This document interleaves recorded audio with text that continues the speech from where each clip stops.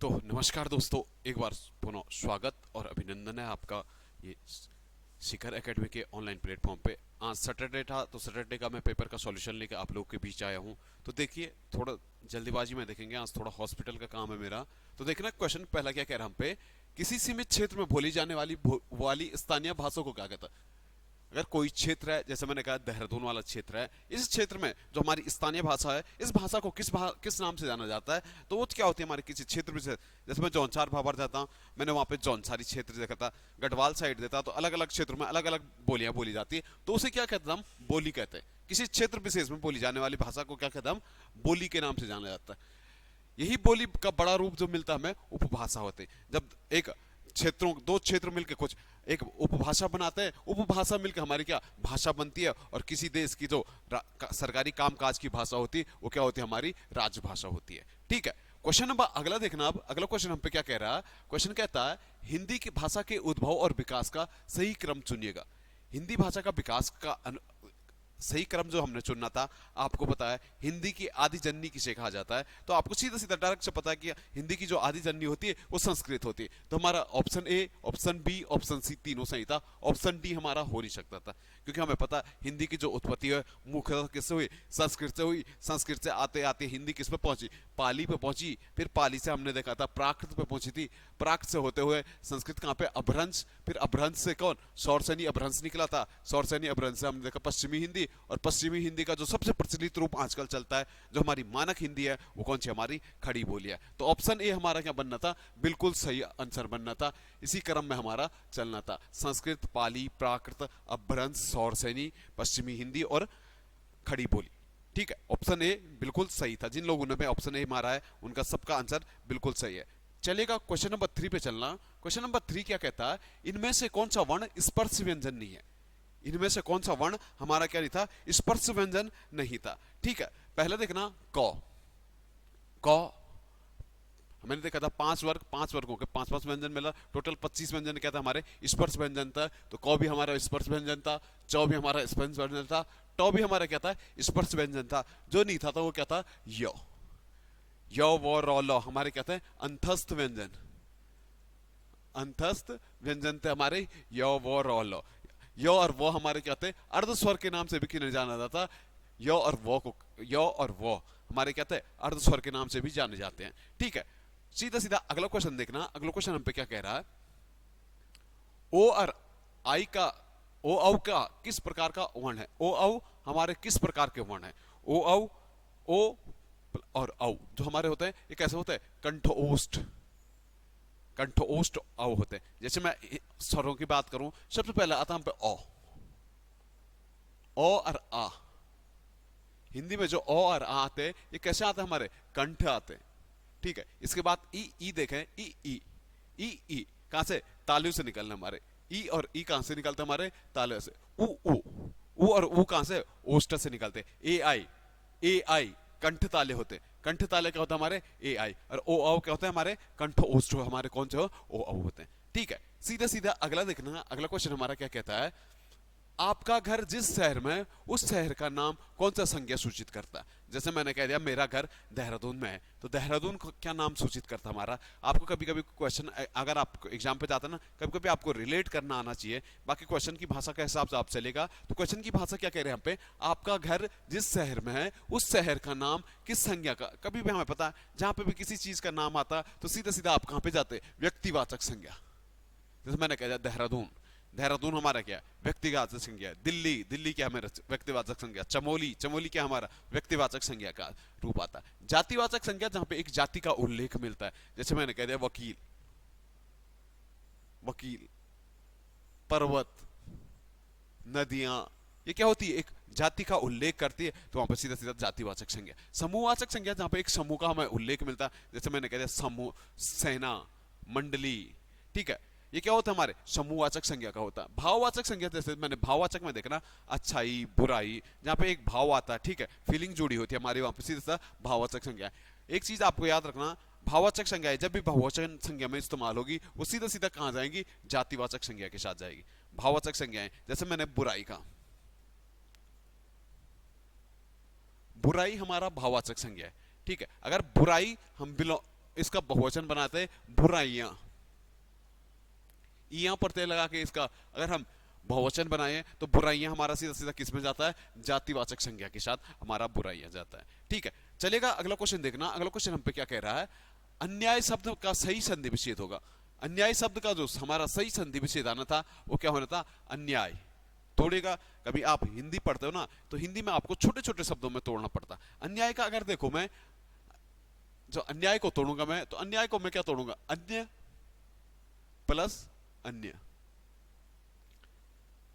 अन्य प्लस अन्य बराबर अन्याय। ठीक है, तो ऑप्शन कौन अच्छा होना था, ऑप्शन बी हमारा बिल्कुल सही बनना था।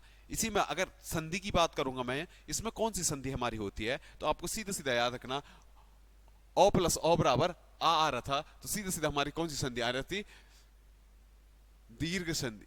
कौन सी संधि होनी थी, दीर्घ संधि हमारी बिल्कुल सही आंसर बनना था। ठीक है, क्वेश्चन नंबर अगला देखना। अगला क्वेश्चन हमारा क्या कह रहा है, लिंग किस भाषा का शब्द है।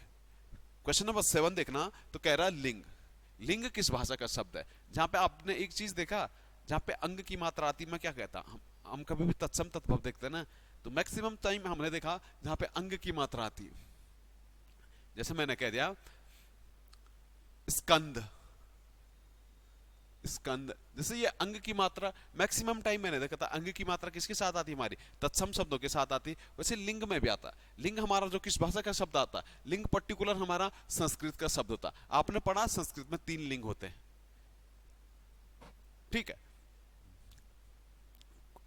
अगला क्वेश्चन देख रहा है। अगला क्वेश्चन हम पे क्या कहता है, उससे अच्छा तो आप है, मैं कौन सा कारक होगा, उससे अच्छा तो आप है। ठीक है, उससे अच्छा तो आप है, आप में कौन सा कारक, इसमें कारक क्या होगा। कभी भी आप देखना, कभी भी किसी से तुलना करते हो तो वहां पे एक ही तो कारक आता हमारा, कौन सा, अपादान कारक।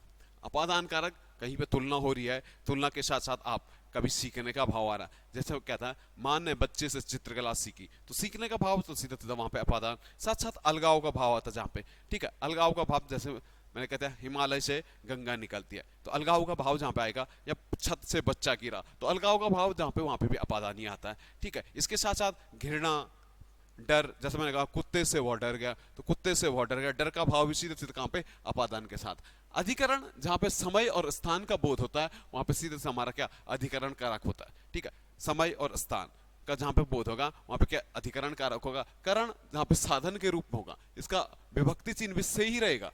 जैसे हमारा अपादान सैनिक होता ना, वैसे करण से भी सही रहेगा, लेकिन यहाँ पे करण क्या हमारा साधन के रूप में इस्तेमाल होगा। ठीक है, इसके साथ साथ अगला क्वेश्चन देखना। अगला क्वेश्चन हम पे क्या कह रहा है, भला मैं क्या कर सकता हूं। वाक्य में भला किस प्रकार का शब्द है, भला मैं क्या कर सकता हूं, भला, तो भला क्या, भला कैसे शब्द है, एक क्रिया विशेषण, क्रिया की विशेषता बताना भला, भला मैं क्या कर सकता। तो भला एक प्रकार से देखें, ना तो संज्ञा है, ना सर्वनाम है, ना विशेषण है, बल्कि क्या है, क्रिया विशेषण है। तो क्रिया विशेषण हमारा किसका पाठ आता है, अवयव के पाठ आता है। अवयव मैंने देखा था विकारी और अविकारी शब्द। ठीक है, विकारी 4 प्रकार के होते हैं, अविकारी भी 4 प्रकार के होते हैं। ठीक है, विकारी में मैंने देखा था लिंग वचन और कारक के आधार पर जिनमें विकार आता वो विकारी शब्द होते हैं। ठीक है, लिंग वचन कारक के आधार पर जिनमें विकार आता है वो विकारी शब्द होते हैं, जिनमें मैंने संज्ञा देखा था, सर्वनाम देखा था, क्रिया देखा था और विशेषण देखा था। ठीक है, बाकी जो बच जाते हैं 4 शब्द, वो हमारे क्या होता है, अविकारी शब्द होते हैं। उन्हीं को हम क्या, अवयव के नाम से भी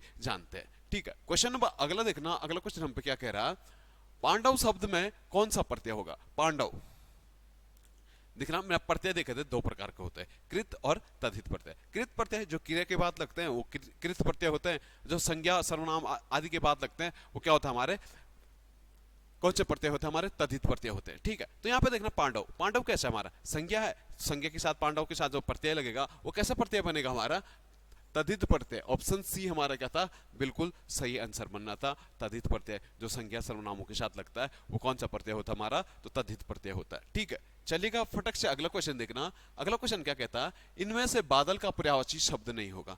मैक्सिमम टाइम अब जब आप एग्जाम में जाते हो तो आप देखते हो कि बादल, एक चीज तो मैंने याद रखी है, जहां पे दो आता है मैक्सिमम टाइम वहां पे क्या होता है, बादल के पर्यायवाची शब्द बन जाते हैं। जैसे मैंने देखा था जलद हो गया, मेघ हो गया, वारिद हो गया, अम्बुद हो गया, तो सब के सब किसके, बादल के बनते हैं। यहाँ पे आपको दिख रहा है जलधि, जलधि, रत्नाकार, अर्णव, ये किसके बनते हैं, हमारे तो सागर के बनते हैं। किसके बनते हैं हमारे सागर के। तो ऑप्शन बी हमारा क्या था, बिल्कुल गलत था। ये किसका होना था, सागर का होना था। ठीक है, क्वेश्चन नंबर अगला देखना। अगला क्वेश्चन हमारा क्या कहता है, आसक्त का विलोम शब्द क्या होगा। आसक्ति का जो विलोम शब्द बनना था हमारा क्या बनना था, विरक्ति। ऑप्शन ए हमारा बिल्कुल सही था, आसक्ति का विलोम शब्द विरक्ति बनना था। ठीक है, इसके साथ साथ आपने एक चीज देखा, गरिमा। गरिमा, गरिमा का जो विलोम शब्द बनना था वो क्या बनना था हमारा, लघिमा। लघिमा, ठीक है, गरिमा का क्या बनना था हमारा, लघिमा। एक आप देखते हर्ष। हर्ष, हर्ष का जो विलोम बनना था वो क्या बनना था हमारा, विषाद। हर्ष का क्या होना था, विषाद। आजकल एक आप देखते हैं मेहमान। मेहमान, आपने देखा ना, अभी मैच चल रहे हैं, हम तो क्या कहना है, मेहमान आर के, हमारे मेहमान ऑस्ट्रेलियन मेहमान आर के। तो हम मेहमान का जो बनता हमारा मेजबान, क्या बनता है, मेहमान का जो बनेगा हमारा वो मेजबान बनेगा। ठीक है, एक आपने देखा वन्य। वन्य जीव देखा ना आपने, वन्य। वन्य का जो बनेगा हमारा विलोम बनेगा, वन्य का जो बनता है वो बनता है हमारा पालित। वन्य का क्या बनता हमारा, पालित बनता है। ऐसे ही आपने देखा कृष्ण। कृष्ण, कृष्ण का जो विलोम बनता हमारा वो बनता हमारा शुक्ल। आपने देखा कृष्ण पक्ष, आपने देखा शुक्ल पक्ष। ठीक है, तो कृष्ण का क्या बनेगा हमारा, शुक्ल बनेगा। ठीक है, क्वेश्चन नंबर अगला देखना। अगला क्वेश्चन हम पे क्या कह रहा, ना तो ना बहुत गर्म ना बहुत ठंडा कहलाता है। ना तो बहुत गर्म ना ही बहुत ठंडा। अगर आप देखें हिंदी में जाओगे, जितना आप शब्दों को तोड़ोगे उतना आप आंसर के करीब पहुंचेंगे। ठीक है, आपको यहाँ पे दिख रहा ऑप्शन डी दिख रहा, समशीतोष्ण। समशीतोष्ण क्या होता हमारा, जहां पे ना ठंडा होता ना गर्म होता, तो हम उसे क्या कहते थे, समशीतोष्ण। अगर देखना शीतोष्ण को तोड़ना, तो शीतोष्ण कैसे तोड़ता हमारा, शीत प्लस उष्ण। शीतोष्ण को तोड़ूंगा मैं, शीत, इसमें गुण संधि हो रही है हमारी, शीत प्लस उष्ण। ठीक है, और सम क्या होता हमारा, समान। तो सीधा सीधा हमें समशीतोष्ण से पता लग रहा है ना, सम मतलब समान, शीत मतलब ठंडा, और उष्ण मतलब गर्म। तो जहां पे समान ठंडा और गर्म रहते हैं उसके लिए एक शब्द क्या आता है हमारा, समशीतोष्ण। ऐसे ही हिंदी में जाओगे तो जितना शब्दों को तोड़ोगे उतना आंसर आपके करीब होगा। ठीक है, बढ़िया अगले क्वेश्चन पे। अगला क्वेश्चन हमारा क्या कह रहा है, जूतियों में दाल बांटना मुहावरे का सही अर्थ क्या होगा। जूतियों में जो डाल डालना मुहावरे का जो सही अर्थ आएगा वो क्या होगा, लड़ाई झगड़ा हो जाना। लड़ाई झगड़ा हो जाना हमारा क्या था, जूतियों में डाल डालना होता। आपको दिख रहा है एक अपमान करना। अपमान करने के लिए आप क्या कहते हैं, पगड़ी उछालना। अपमान करने के लिए मुहावरा क्या होगा हमारा, पगड़ी उछालना। आपने एक देखा 9 2 11 होना। 9 2 11 होना, तो उसके लिए भी हमारा मुहावरे का जो अर्थ बनाएगा वो क्या होगा, भाग जाना। आपने एक देखा पीठ दिखाना। पीठ दिखाना, पीठ दिखाना जो मुहावरे का अर्थ बनेगा हमारा वो क्या था, हार जाना। पीठ दिखाना मुहावरे का अर्थ क्या होता है, भाग जाना। आंखों आंखों का पानी ढह जाना, आंखों का नीर ढह जाना, तो हम क्या कहते हैं, निर्लज्ज हो जाना। एक मुहावरा था ना, आंखों का नीर ढल जाना, मुहावरे का अर्थ होगा, तो हम पे सीधा सीधा क्या बनेगा, सीधा सीधा निर्लज्ज हो जाना। ठीक है, बढ़िए अगले क्वेश्चन पे। अगला क्वेश्चन हम पे क्या कह रहा है, निम्नलिखित में से कौन सा युग्म सही नहीं है। ठीक है, हमने तद्भव तत्सम का देखा था, बीच में 5 तारीख का वाला पेपर देखा था। यहाँ पे तत्सम तद्भव से हम तब ज्यादातर क्वेश्चन थे। ठीक है, इस बार थोड़ा तत्सम तद्भव भी देख लेते हैं। क्या कहता, ओझा। ओझा का तो तत्सम होगा वो क्या था हमारा, उपाध्याय। बिल्कुल सही था, ओझा का उपाध्याय बिल्कुल सही होता। ऑप्शन सी दिख रहा आपका, केला। केला का कदली बिल्कुल सही था, तत्सम तद्भव केला और कदली बिल्कुल ठीक होता। पसीना का पशुविन ठीक था। यहाँ पे जो नहीं होना था तो वो होना था कपास। कपास का जो तत्सम शब्द बनना था वो क्या बनना था, करपास। कपास का क्या बनना था, करपास। जबकि ये करपट जो होता ये होता हमारा कपड़े का। करपट किसका होना था, तो कपड़े का हमारा करपट होना था। एक आपने देखा जालक। जालक, जालक का जो होना था वो होना था हमारा क्या, झरोखा। जालक का क्या होना था हमारा, झरोखा आंसर आना था जालक का। ऐसे ही हम पे निर्झर आता। आपने देखा निर्झर, निर्झर का क्या, झरना। निर्झर का क्या होना था हमारा, झरना। ऐसे हम पे चित्रक आता। चित्रक, चित्रक का जो तद्भव आता वो आता हम पे चीता। ठीक है, चित्रक का क्या आना था, चीता आना था। ठीक है, बढ़िया अगले क्वेश्चन पे। अगला क्वेश्चन हम पे क्या कह रहा है, विसर्ग का प्रयोग किन शब्दों में नहीं होता। विसर्ग का प्रयोग किन शब्दों में नहीं होता। आपको पता है विसर्ग, विसर्ग हमने मुख्य तो कहाँ से, संस्कृत से ले रखा, तो संस्कृत के शब्दों में तो विसर्ग होता है। ऑप्शन बी तो हमारा होता ही होता है। आपने ऑप्शन सी दिख रहा, संकर शब्द। संकर शब्द भी तो कई संस्कृत के शब्दों के योग से बनते हैं, तो संकर में भी हमारा विसर्ग का प्रयोग होता है। जो विसर्ग का प्रयोग नहीं होता तो किसमें नहीं होता, हमारा तद्भव शब्दों में हमारा विसर्ग का प्रयोग नहीं होता है। बाकी सारे शब्दों में, इन तत्सम और संकर शब्दों में हमारा विसर्ग का प्रयोग होता ही होता है। एक ही शब्द होता है हमारे तद्भव शब्द, क्योंकि विसर्ग तद्भव शब्द क्या होता है, हमारे जो संस्कृत से वर्तमान रूप में प्रचलित होते हैं वो तद्भव होते हैं। जो संस्कृत के डिट्टो उठाए जाते हैं वो क्या होता है, हमारे तत्सम शब्द होता है। इन्हीं शब्दों में सबसे ज्यादा विसर्ग का इस्तेमाल होता है। ठीक है, कुछ तत्सम शब्दों से मिलकर हमारे संकर शब्द बनते हैं, तो वहां पर भी हमारा क्या होता है, विसर्ग का इस्तेमाल किया जाता है। ठीक है, क्वेश्चन नंबर अगला देखना। अगला क्वेश्चन हम पे क्या कहता है, स्वसस्त्यु यस्तु में कौन सा संधि विच्छेद होगा।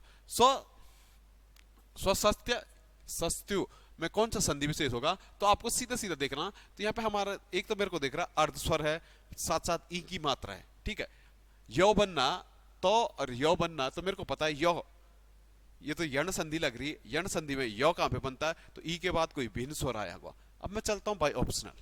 ठीक है, ऑप्शन बी तो हो नहीं सकता, ऑप्शन डी भी हमारा बन नहीं रहा, ऑप्शन सी भी हमारा नहीं बनना, ऑप्शन ए ही बनना हमारा, स्वस्ति प्लस अस्तु। स्वस्ति प्लस अगर अस्तु को मैं देखूं, अगर मैं संधि विच्छेद इसका करता हूं, तो देखना ई के बाद क्या आ रहा हमारा, भिन्न स्वर आ रहा। तो ई के बाद अगर भिन्न स्वर आ रहा तो वहां पे हमारा कौन सा बनना, स्वस्ति है ना, तो पे ई की मात्रा है। तो ई के बाद अगर भिन्न स्वर आ रहा तो यो बनता, यण संधि में यहाँ पे बन रहा है यो, तो आता ना स्वस्तु, तो सीधे सीधे हमारी कौन सी संधि आएगी, तो यण संधि हमारा बनना था किसमें, स्वस्ति में। संधि विच्छेद ऑप्शन ए हमारा बिल्कुल सही था। ऐसे ही हमने स्वागत, जैसे मैं कहता ना स्वागत, आपको स्वागत था, स्वागत, स्वागत में हमारी कौन सी संधि होगी, तो आपने कह दिया सु प्लस आगत, सु प्लस आगत कह दिया, तो सीधे हमारा यहाँ पे भी कौन सी संधि हो रही थी, यण संधि हमारी बन रही थी। ठीक है, बढ़िएगा अगले क्वेश्चन पे। अगला क्वेश्चन हम पे क्या कह रहा, निम्नांकित वाक्यों में क्रिया विशेषण युक्त वाक्य कौन सा होगा। निम्नांकित वाक्यों में जो हमारा क्रिया विशेषण युक्त वाक्य था वो कौन सा होना था, आपको बताना था क्रिया की विशेषता किसमें बताई गई। आपको दिख रहा ऑप्शन सी, लड़का रोते रोते घर पहुंचा। लड़का रोते रोते घर पहुंचा, लड़का कैसे पहुंचा, तो आपने सीधे सीधा कहता है रोते रोते पहुंचा। अगर मैं देखूं तो इसमें रोते रोते क्या हमारी क्रिया की विशेषता है। ठीक है, रोते रोते पहुंच रहा, भाई जाना है, क्रिया क्या है, पहुंचना है, पहुंच भी कैसे रहा हो, रोते रोते पहुंच रहा है। तो आपको सीधा सीधा क्या क्रिया, अगर या था क्रिया विशेषण का किस प्रकार का है, तो आपको सीधा सीधा क्या जाते हैं, रीतिवाचक क्रिया विशेषण।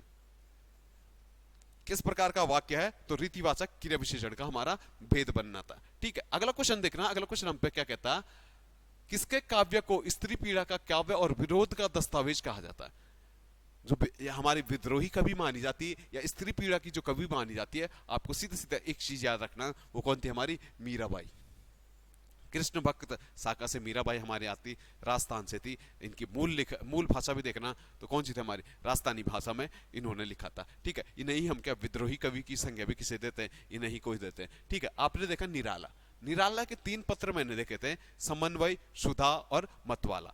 तो ये तो मैं सीधा सीधा SMS, मैं ट्रिक बाई ट्रिक चलूंगा, तो मैं सीधा सीधा SMS से याद कर लेता हूं, S से मैं समन्वय, M से मतवाला और S से सुधा से याद कर लेता हूं। ठीक है, आपने देखा जयशंकर प्रसाद, जयशंकर प्रसाद की एक पत्रिका थी इंदु, पत्रिका इनकी इंदु आती है। साथ साथ इनकी एक रचना जो बड़ी फेमस है, कामायनी। इनकी जो फेमस रचना आती है आपको कामायनी, ध्रुव स्वामिनी, ये याद रखना है। ठीक है, क्वेश्चन नंबर अगला देखना। अगला क्वेश्चन हम पे क्या कहता है, यदि सभी राज्य सरकारों को कोई एक सरकारी पत्र भेजा जाता है तो वह किस प्रकार का पत्र होता है। मैंने कह दिया सभी राज्य सरकार, हमारी सेंट्रल गवर्नमेंट है, सेंट्रल गवर्नमेंट ने एक अधिसूचना, एक पत्र भेज दिया, वो सारी सरकारों को भेजा, एक ही पत्र है, उसमें सारी सरकारों का नाम है। तो पत्र क्या होता हमारा, या तो हम कहते हैं सर्कुलर पत्र, या उसे हम क्या कहते हैं, परिपत्र के नाम से उसे जाना जाता। तो ऑप्शन सी हमारा क्या था, बिल्कुल सही आंसर बनना था। चलिएगा बढ़िया अगले क्वेश्चन पे। अगला क्वेश्चन क्या कहता, भारत का सर्वाधिक लिंगानुपात वाला जिला कौन सा है। भारत के साथ साथ हमारा उत्तराखंड का भी सर्वाधिक लिंगानुपात वाला है, 1139 हमारा कहाँ का, अल्मोड़ा जनपद का लिंगानुपात हम पे सबसे ज्यादा हम पे मिलता है। इसके साथ साथ हम देखें, अगर हम राष्ट्रीय स्तर पे देखें तो राष्ट्रीय स्तर पे सबसे ज्यादा लिंगानुपात कहाँ पे हमारा, केरल राज्य का हमारा सर्वाधिक लिंगानुपात मिलता है। अगर उत्तराखंड की बात करूं, सर्वाधिक लिंगानुपात कहां पे मिलता है हमारा, सर्वाधिक लिंगानुपात हमारा कहां पे, अल्मोड़ा में मिलता है, और सबसे कम कहां पे हमारा, हरिद्वार में मिलता है। ठीक है, क्वेश्चन नंबर अगला देखना, अगला क्वेश्चन हमारा क्या कह रहा है, ऑपरेशन कामधेनु की शुरुआत उत्तराखंड के किस जिले से की गई थी। ऑपरेशन कामधेनु की जो शुरुआत की गई थी हमारा, वो कहां से, ऑपरेशन कामधेनु हमारा पौड़ी से शुरू हुआ था। इसी पौड़ी से हमने ई डिस्ट्रिक्ट योजना भी देखी थी। ई डिस्ट्रिक्ट योजना भी कहां पे हुई थी हमारी, पौड़ी से। इसी पौड़ी में मैंने देखा था गढ़वाली पाठ्यक्रम, हमारी जो पुस्तकों में जो प्राइमरी स्तर पे था, जो गढ़वाली पाठ्यक्रम पे हमारी पुस्तकें आई थी, वो भी हमारी कहां से शुरुआत, पौड़ी और कहां से, रुद्रप्रयाग से हुई थी। इसके साथ साथ मैंने देखा था देहरादून सॉरी, जो देहरादून वाला क्षेत्र था, देहरादून वाले क्षेत्र से हमारे अटल आयुष्मान योजना की शुरुआत कहां से हुई थी हमारी, देहरादून वाले क्षेत्र से होती है। अभी आपने देखा मुख्यमंत्री लखपति दीदी योजना, वो भी कहां से शुरुआत होती है, उसकी भी देहरादून से शुरुआत होती है। अगर आपने देखा मुख्यमंत्री घसियारी योजना, तो पौड़ी के राठ क्षेत्र से हमारी मुख्यमंत्री घसियारी योजना की शुरुआत होती है। ठीक है, क्वेश्चन नंबर अगला देखना, अगला क्वेश्चन क्या कहता है, हाल ही में मुख्यमंत्री धामी द्वारा रमणी जोनसार रचना का विमोचन किया गया, इस पुस्तक के लेखक कौन है। हाल ही में जो मुख्यमंत्री पुष्कर सिंह धामी ने एक पुस्तक का विमोचन किया है, रमणी जोनसार। रमणी जोनसार, जोनसार के कल्चर के बारे में इसमें बताया गया। रमणी जोनसार जो पुस्तक मिलती है, वो मिलती है हमारी किसकी, पंडित शिवराम शर्मा की मिलती है। ठीक है, पंडित शिवराम शर्मा हमारे क्या अंत है, बिल्कुल सही आंसर बनना था ऑप्शन बी। ठीक है, चलिए फटक से अगला क्वेश्चन देखना, बेसिक से क्वेश्चन है। क्वेश्चन क्या कहता है, अल्मोड़ा में बुद्धि बल्लभ पंत की अध्यक्षता में इलवट विवाद के समर्थन में कब सभा हुई थी। जो अल्मोड़ा में हमारी सभा हुई थी, ये किस वर्ष हुई थी, तो आपको याद रखना है। थोड़ा यहाँ पे मिसप्रिंट हो गया, 1800 का 1900 का 1883 कर लेना। 1883 में क्या होता है, पंडित बुद्धि बल्लभ पंत की अध्यक्षता में हमारा क्या, अल्मोड़ा में इलबट बिल विवाद आया था ना, लॉर्ड रिपन के टाइम पीरियड में 1883 में, तो उसी टाइम इसके समर्थन में क्या होती है, एक सभा हुई थी। ठीक है, इसके साथ साथ बुद्धि बल्लभ पंत की बात कर रहा हूं, तो उत्तराखंड के पहले शिक्षा इंस्पेक्टर भी कौन थे हमारे, बुद्धि बल्लभ पंत थे। ठीक है, 1871 में इन्होंने एक अखबार निकाला था, वो अखबार बड़ा फेमस हुआ था। अखबार का नाम था हमारा अल्मोड़ा अखबार के नाम से उसे जाना जाता था। ठीक है, अल्मोड़ा अखबार के नाम से इसे जाना जाता था। ठीक है, क्वेश्चन नंबर अगला देखना, अगला क्वेश्चन हम पे क्या कह रहा है, गोपेश्वर त्रिशूल लेख से संबंधित राजा नहीं है। मैंने देखा था गोपेश्वर से हमें त्रिशूल लेख मिले। त्रिशूल लेख उत्तराखंड में दो जगहों से मिलते हैं, एक बाड़ाहाट से, दूसरा गोपेश्वर से। गोपेश्वर से हमें त्रिशूल लेख मिलते हैं, यहाँ पे कुछ राजाओं के नाम मिलते हैं, जिसमें मैंने देखा था स्कंद नाग था, विभु नाग था, गणपति नाग था। ठीक है, जो नाग नहीं मिलता हम पे, तो कौन सा नहीं मिलता हम पे, प्रभु नाग इसका आंसर नहीं था। ठीक है, प्रभु नाग नहीं था, बल्कि हमारा क्या था, स्कंद था, विभु था, गणपति नाग था। नाग राजाओं का इसमें क्या मिलता है, उल्लेख मिलता है। बाद में अशोक चल आता, अशोक चल भी क्या यहाँ पे अपना नाम उत्कीर्ण कराता है। ठीक है, क्वेश्चन नंबर अगला देखना, अगला क्वेश्चन हमारा क्या कहता है, निम्न में से चंद राजवंश के राजाओं का सही क्रम कौन सा होगा। जो चंद राजवंश का सही क्रम होगा, तो मुझे पता है चंद की स्थापना किसने की थी, तो सोमचंद ने की थी। चारों ऑप्शन में सोमचंद था। सोमचंद के बाद जो राजा, अगला राजा आता है इनका, वह था आत्मचंद, फिर आत्मचंद के बाद पूर्णचंद, फिर पूर्णचंद के बाद इंद्रचंद। तो ऑप्शन ए हमारा क्या था, बिल्कुल सही आंसर बैठना था, सोमचंद, आत्मचंद और पूर्णचंद। हमने देखा था सोमचंद का चंपावत में आता, चंपावत में अपनी राजधानी बनाता, राजभुंगे किले का निर्माण करता, और यहीं पे क्या चंदवंश की राज स्थापना करता है। साथ साथ यहीं पे पंचायती राज मॉडल हमने देखा था। साथ साथ चंदों ने यहीं पे गाय को क्या अपना राजकीय पशु घोषित किया था, राजकीय चिन्ह घोषित किया था। तो ऑप्शन ए हमारा क्या था, बिल्कुल सही आंसर था। बढ़िया, अगले क्वेश्चन पे। अगला क्वेश्चन क्या कहता, किसने अपनी पुस्तक Gorakhnath and the Kanakata yogis में लिखा कि राजा अजयपाल गोरखनाथ पंथ का एक संप्रदाय था।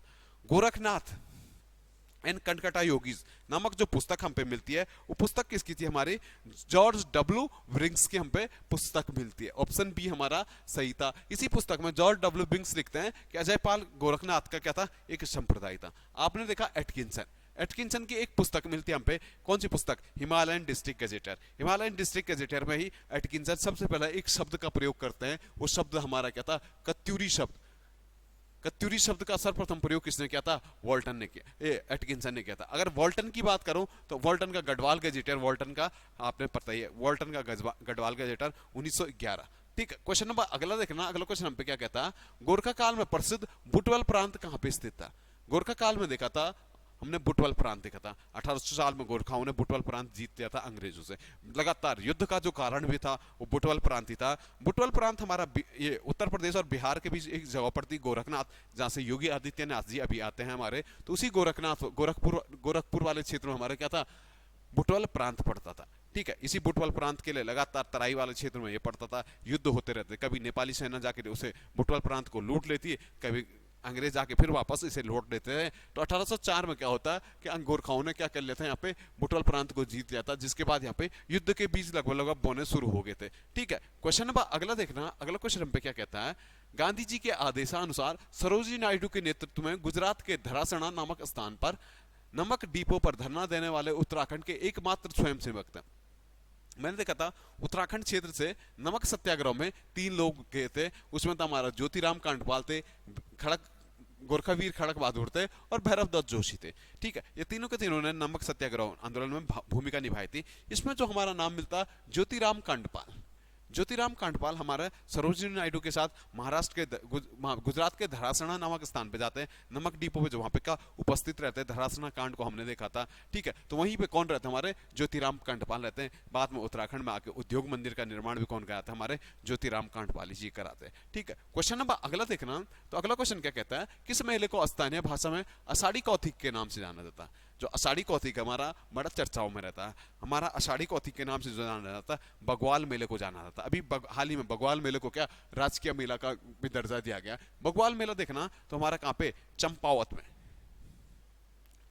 कहाँ लगता है हमारा बग्वाल मेला, चंपावत में हमारा बग्वाल मेला लगता है। 4 खामों और 2 धड़ों के बीच हमारा बग्वाल मेला लगता है। ठीक है, इसके साथ साथ हमने देखा था दनगल मेला, दनगल मेला हमारा पौड़ी में लगता है। गिंदी मेला भी हमारा कहाँ पे, पौड़ी में लगता है। पूर्णागिरी का मेला हमारा कहाँ पे, ये भी हमारा चंपावत में लगता है। ठीक है, ये भी कहाँ पे लगता है, हमारा चंपावत में लगता है। इसके साथ साथ मैंने देखा नंदा देवी मेला, नंदा देवी मेला हमारा चमोली और अल्मोड़ा के विभिन्न क्षेत्रों में हमारा क्या नंदा देवी का मेला लगता है। गौचर मेला मैंने चमोली देखा था। इसके साथ साथ जौलजीबी मेला बड़ा चर्चाओं में लगा था, तो जौलजीबी मेला हमारा कहाँ पे, पिथौरागढ़ में काली और गौरी के संगम पे हमारा जौलजीबी मेला लगता है। बीच में हमने देखा था जागड़ा पर्व कहाँ पे हमारा, तो हनोल में हमारा जागड़ा पर्व लगता है। ठीक है, सिल्को उत्सव कहाँ पे, तो सिल्को उत्सव हमारा कहाँ पे, इधर भागीरथी घाटी उत्तरकाशी में हमारा सिल्को उत्सव लगता है। ठीक है, क्वेश्चन नंबर अगला देखना, अगला क्वेश्चन हमारा क्या कहता है, कंसाल किस प्रकार का वाद्य यंत्र है।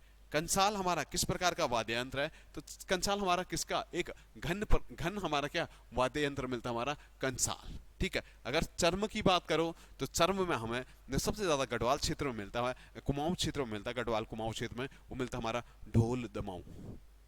उत्तराखंड में जो सबसे ज्यादा चलता है वो ढोल दमाऊ चलता है। वो किस प्रकार का वाद्य यंत्र हमारा, तो चर्म वाद्य यंत्र है। ढोल दमाऊ हुड़का सहिया, ठीक है, धतीमा, कैसे प्रकार के चर्म वाद्य यंत्र मिलते हैं। इसके साथ साथ सुसीर, सुसीर मतलब जिसमें हम फूक डाल के बजाते हैं। बांसुरी देखा था हमने, शंख देखा था हमने, अलगोजा देखा था हमने, भंकोरा देखा था हमने। ये किस प्रकार के मिलते हैं हमारे, तो सुसीर प्रकार के वाद्य यंत्र मिलते हैं। ठीक है, फटक से देखना अगला क्वेश्चन हम पे क्या कहता है, अगला क्वेश्चन हम पे कहता है कौलपति, फोककती और धिनार पाता क्या है।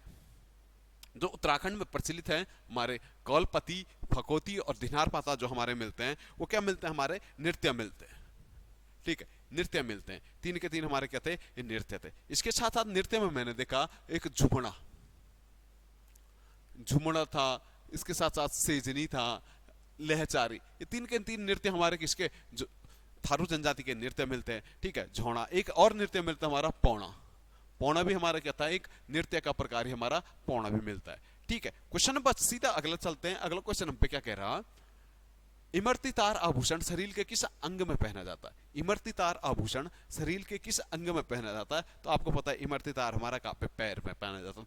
इमरती तार हो गया। इसके साथ साथ आपने पाजेब देखा था, पैजाब भी आप देखा था, पोंटा देखा था, बिछुआ देखा था। ठीक है, सुधमन देखा था। ये पौवलिया हमारा कहाँ पे, तो पैर में पहने जाते हैं। अगर कान की बात करूं तो कान की आपने एक देखा था, कान की बाली, कान के कुंडल, कान की मुर्की, कान की मछली। ठीक है, गोरख कहाँ पे, कान में पहने जाते हैं। ठीक है, इसके साथ साथ हाथ पे देख रहे हैं, तो हाथ पे हमारा जो पहना जाता है पौछी, पहुंची कहाँ पे, ऐसे नाक पूछते थे ना बचपन में, तो पहुंची कहाँ पे हमारी हाथ में पहना जाता है। गले में देखा तो गलों में हमारा क्या गलोबंद चलता है, कुमाऊं क्षेत्र में उसे रामनवमी कहते हैं। आजकल हमारा मटर माला का कंसेप्ट चल रहा है, महिलाएं सबसे ज्यादा पसंद करती है वो मटर माला हो गया या लॉकेट हो गया, ये कहाँ पे मोहन माला हो गया, हमेल हो गया, सबके सब कहाँ पे गले में पहने जाते हैं। ठीक है, क्वेश्चन नंबर अगला देखना, अगला क्वेश्चन हमारा क्या कहता है, रोंगबा किसकी भाषा है।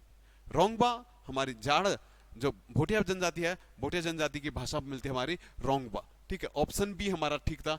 भोटिया जनजाति में मैंने देखा था जाड़, जाड़ की जो बोली मिलती है हमारी वो रोंगबा मिलती है। ठीक है, इसके साथ साथ देखना तो राजी, राजी राजी मुख्यतः देखना, राजी हमारी कहाँ पे निवास करती है, पिथौरागढ़ के अस्कोट क्षेत्र में निवास करती है।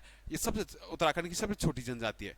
ठीक है, जिनकी संख्या नामात्र के बराबर है। सबसे कम जनसंख्या भी किसकी, हमारी राजी की। अगर सबसे ज्यादा जनसंख्या पूछेगा कभी किस जनजाति की है, तो आपको याद रखना थारू जनजाति की संख्या सर्वाधिक है। अगर गढ़वाल क्षेत्र से पूछेगा सबसे बड़ी जनजाति संख्या किसकी है, तो आपको जौनसारी की रखना। गढ़वाल में जो सबसे ज्यादा जनसंख्या है वो किसकी है, कौन सी जनजाति की है, तो जौनसारी जनजाति की है।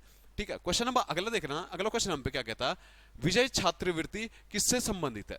विजय छात्रवृत्ति जो हमारी थी वो किससे हमारी संबंधित है, तो विजय आपको नहीं भी आ रहा, वैसे थोड़ा एक नया टाइप का क्वेश्चन था, अगर आपको नहीं भी आ रहा तो आप भाई ऑप्शनल चल सकते थे इसमें। ठीक है, इसमें क्या देखना था आपको, विजय विजय छात्रवृत्ति जो हमारी मिलती है वो खिलाड़ियों से संबंधित है। अभी खिलाड़ियों से एक और योजना हमारी शुरू हुई है हाल ही में, थोड़ा फटक से बताना कमेंट करके, थोड़ा टाइम कम है, थोड़ा जल्दबाजी में चल रहा हूं, तभी आप देख लेना। जो अभी कितना 29 अगस्त को आता ना हमारा खेल दिवस, 29 अगस्त 2022 को हमने मुख्यमंत्री उन्नयन खिलाड़ी योजना उत्तराखंड सरकार द्वारा शुरू की गई है। ठीक है, इसके साथ साथ किसानों से क्या था, हमारा किसान पेंशन योजना 2014 की हमारी किसान पेंशन योजना थी। अनाथों को हमने क्या 5% आरक्षण दे रखा है, राज्य सरकार ने अनाथों को 5% आरक्षण दिया है। ठीक है, क्वेश्चन है वो अगला देखना, अगला क्वेश्चन हमारा क्या कहता है, 14 दिसंबर 2017 को शुरू की गई कौन सी योजना, जिसके अंतर्गत उत्तराखंड सरकार द्वारा 1 करोड़ एलईडी बल्बों का बांटने का लक्ष्य रखा गया था।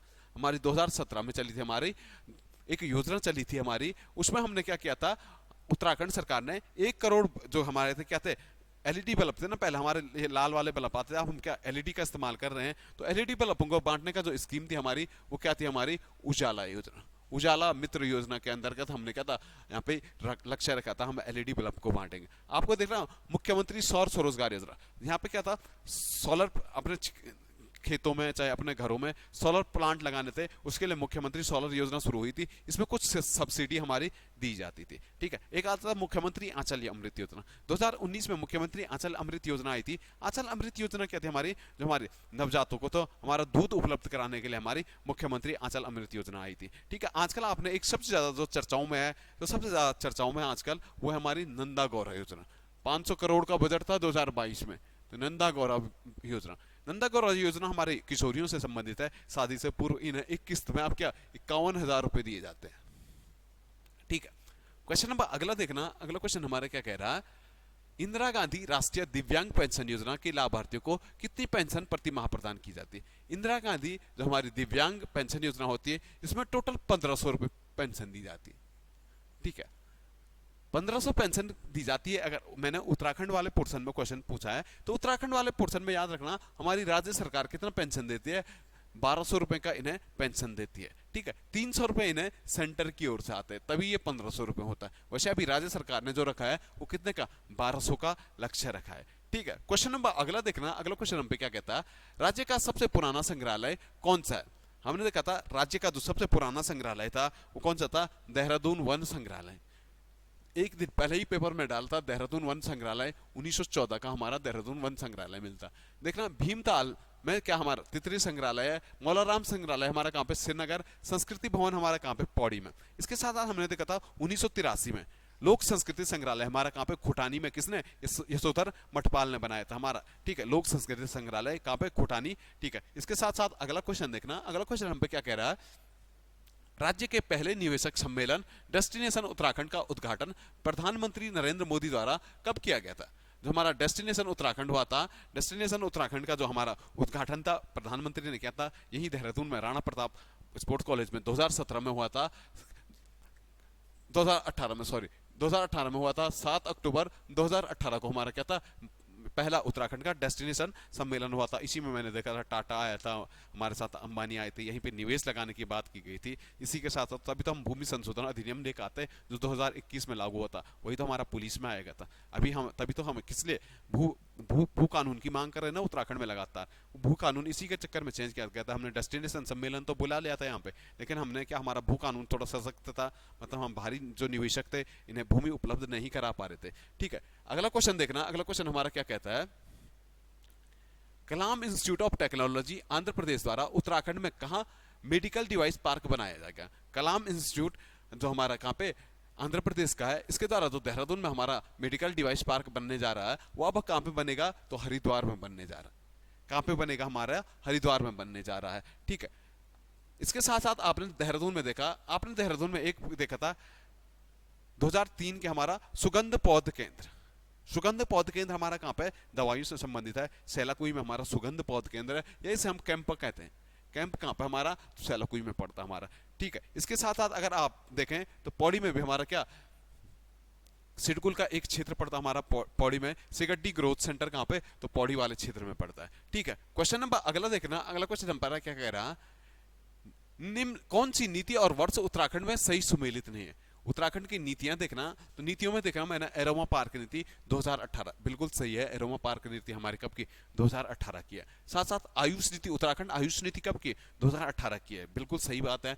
फिल्म नीति 2015 के आए थे, इसी फिल्म नीति के बाद 2016 में उत्तराखंड फिल्म विकास परिषद बनी थी। ठीक है, उत्तराखंड सौर ऊर्जा नीति 2018 नहीं थी, 2015 नहीं थी, बल्कि 2018-19 की हमारी क्या थे, सौर ऊर्जा नीति थी। 2022 में हमारा नया ड्राफ्ट बन गया, नई सौर ऊर्जा नीति आने के चांसेस बनेंगे हमारी। ठीक है, इसके साथ साथ अभी हमने एक नई खेल नीति निकाल दी, राज्य सरकार ने अपनी नई खेल नीति निकाल दी। कब की, तो 2021 की हमारी नई खेल नीति है। ठीक है, खेल नीति के साथ साथ हमारी नई कृषि नीति भी आ गई। 2018 की हमारी क्या थी, कृषि नीति है। नई कृषि नीति हमारी कब की, 2018 की है। नई पर्यटन नीति भी कब, सितंबर 2018 की हमारी नई पर्यटन नीति भी हमारी। अभी देखना, कोरोना काल में हमारी एक नीति बड़ी चर्चा में थे, स्वास्थ्य नीति। उत्तराखंड सरकार की जनसंख्या एवं स्वास्थ्य नीति कब की है, 2013 की है। साथ साथ हमने 2015 में एक बड़ी बात लेकर आए थे हम, एमएसएमई, राज्य की एमएसएमई नीति आई थी पहली 31 मार्च 2015 को। ठीक है, क्वेश्चन नंबर अगला देखना। अगला क्वेश्चन हम पे क्या कहता है, देश के सर्वाधिक भूस्खलन जोखिम वाले उत्तराखंड के जिलों में प्रथम और द्वितीय स्थान किसका। अभी हाल ही में भी 2-3 दिन पहले एक रिपोर्ट आई है, जिस रिपोर्ट में कहा गया कि उत्तराखंड में जो हमारे जो सर्वाधिक भूस्खलन और भूकंप वाले क्षेत्र आते हैं, इसमें प्रथम स्थान किसे, रुद्रप्रयाग को दिया गया। केदारनाथ, बाबा केदार में हमारा आपदा देखी थी, तो इस चक्कर में हमारी जो पहला स्थान दिया गया रुद्रप्रयाग को दिया गया, और दूसरा स्थान किसे, टिहरी को दिया गया। इसमें मैंने देखा था उत्तराखंड के चमोली भी थे, लगातार सारे के सारे डिस्ट्रिक्ट हैं लगा धीरे धीरे टॉप 100 में। ठीक है, लेकिन जो टॉप 2 में दिया गया वो रुद्रप्रयाग और टिहरी को स्थान दिया गया। ठीक है, क्वेश्चन नंबर अगला देखना। अगला क्वेश्चन क्या कहता है, उत्तराखंड के एप्पल मैन कौन है जिन्हें अभी हाल ही में इनोवेटिव किसान सम्मान 2023 दिया गया। ठीक है, 2023 से दिया गया, तो ये किसे दिया गया, आपको पता है, दिया गया गंगादत्त उत्प्रेती को अभी हाल ही में ये क्या दिया गया, किसान दिया गया। ठीक है, अभी देखना था आपने जो हमारी अनार की खेती थी, अनार की खेती या हमारे कृषि के सम्मान में एक थे प्रेमचंद शर्मा जी को क्या मिला था, इससे पहले 2021-22 में हमारा पद्मश्री अवार्ड भी मिला था। ठीक है, क्वेश्चन नंबर अगला देखना। अगला क्वेश्चन हमारा क्या कहता है, सीएम एकल महिला रोजगार योजना में सरकार द्वारा एकल महिला को स्वरोजगार में कितनी प्रतिशत सब्सिडी दी जाती। अभी आपने देखा था हमारी एमएसएमई नीति में पूछा गया था महिलाओं को मैक्सिमम कितने परसेंट कितने सब्सिडी दी जाती, तो वहां पर हमारा 25 लाख रुपए था। अगर हम देखें सीएम एकल महिला स्वरोजगार योजना में सरकार द्वारा एकल महिलाओं को स्वरोजगार देने के लिए कितनी परसेंट सब्सिडी दी गई, तो सीधा सीधा आपको याद रखना 1/2%। 1/2% मतलब सीधा सीधा हमारा कितना 50% इन्हें क्या दी जाती है, सब्सिडी दी जाती है। तो ऑप्शन सी हमारा क्या था, बिल्कुल सही आंसर बनना था। क्वेश्चन नंबर अगला देखना। अगला क्वेश्चन हम पे क्या कहता है, पीएम आवास योजना के अंतर्गत उत्तराखंड का देश में कौन सा स्थान है। पीएम आवास योजना के अंतर्गत अभी देखना, अभी कुछ हफ्ते पहले एक रिपोर्ट आई थी जिसमें कहा गया था पीएम आवास योजना के अंतर्गत उत्तराखंड को जो टोटल देश में रैंक मिला है वो कौन सा रैंक मिला है, तो तीसरा रैंक हमारा बिल्कुल सही आंसर बनना था। ठीक है, बढ़िया फटक से अगला क्वेश्चन पे। अगला क्वेश्चन हमारा क्या कहता है, निम्न में सुमेलित कीजिएगा। हमारा कौन सी चीज हमारी सुमेलित थी, देखना पहला क्वेश्चन क्या कह रहा है हमारा, वन हीलिंग सेंटर कौशानी, ना ना ना ना ये तो नहीं बैठा। वन हीलिंग सेंटर हमारा कहाँ पे, देश का पहला हीलिंग सेंटर हमारा कहाँ पे खुला था, रानीखेत में खुला था। साथ साथ यहीं पे हमारा मसाला पार्क भी कहाँ पे, यहीं पे खुला था। घास संरक्षण केंद्र हमारा रानीखेत था। रामायण वाटिका हमारी नैनीताल, बिल्कुल सही था। क्रिप्टोगेमिक गार्डन हमारा चक्राता, बिल्कुल सही था। इसके साथ साथ पहाड़ी संग्रहालय हमारा गोपेश्वर में खुला था।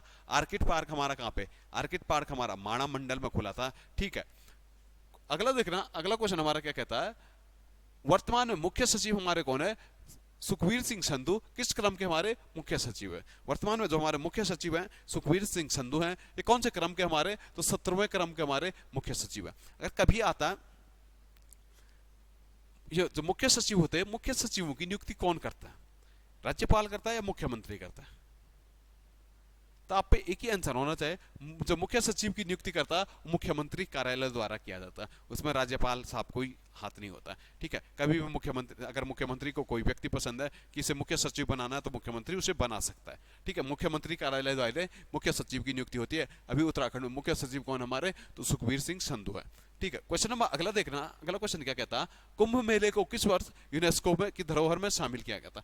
यूनेस्को की धरोहर में कुंभ मेले को 2017 में यूनेस्को की धरोहर में शामिल किया गया था। इसके साथ साथ 2009 में यूनेस्को की धरोहर में किसे, रामायण को घोषित किया, रामायण को सम्मिलित किया गया था। इसके साथ साथ 2005 में हमने देखा था फूलों की घाटी, और 1988 में हमने देखा था कौन सा, Nanda Devi bio reserve area को क्या किया जाता है, यूनेस्को की श्रेणी में शामिल किया गया था। ठीक है, क्वेश्चन नंबर अगला देखना, अगला क्वेश्चन हमारा क्या कहता है, 2011 में उत्तराखंड का दशकीय वृद्धि दर राष्ट्रीय दशकीय वृद्धि दर से क्या था। हमने देखा था दशकीय वृद्धि दर, दशकीय वृद्धि दर हमारा क्या था, 18.8 कुछ था, राज्य क्या था हमारा 17% कुछ था।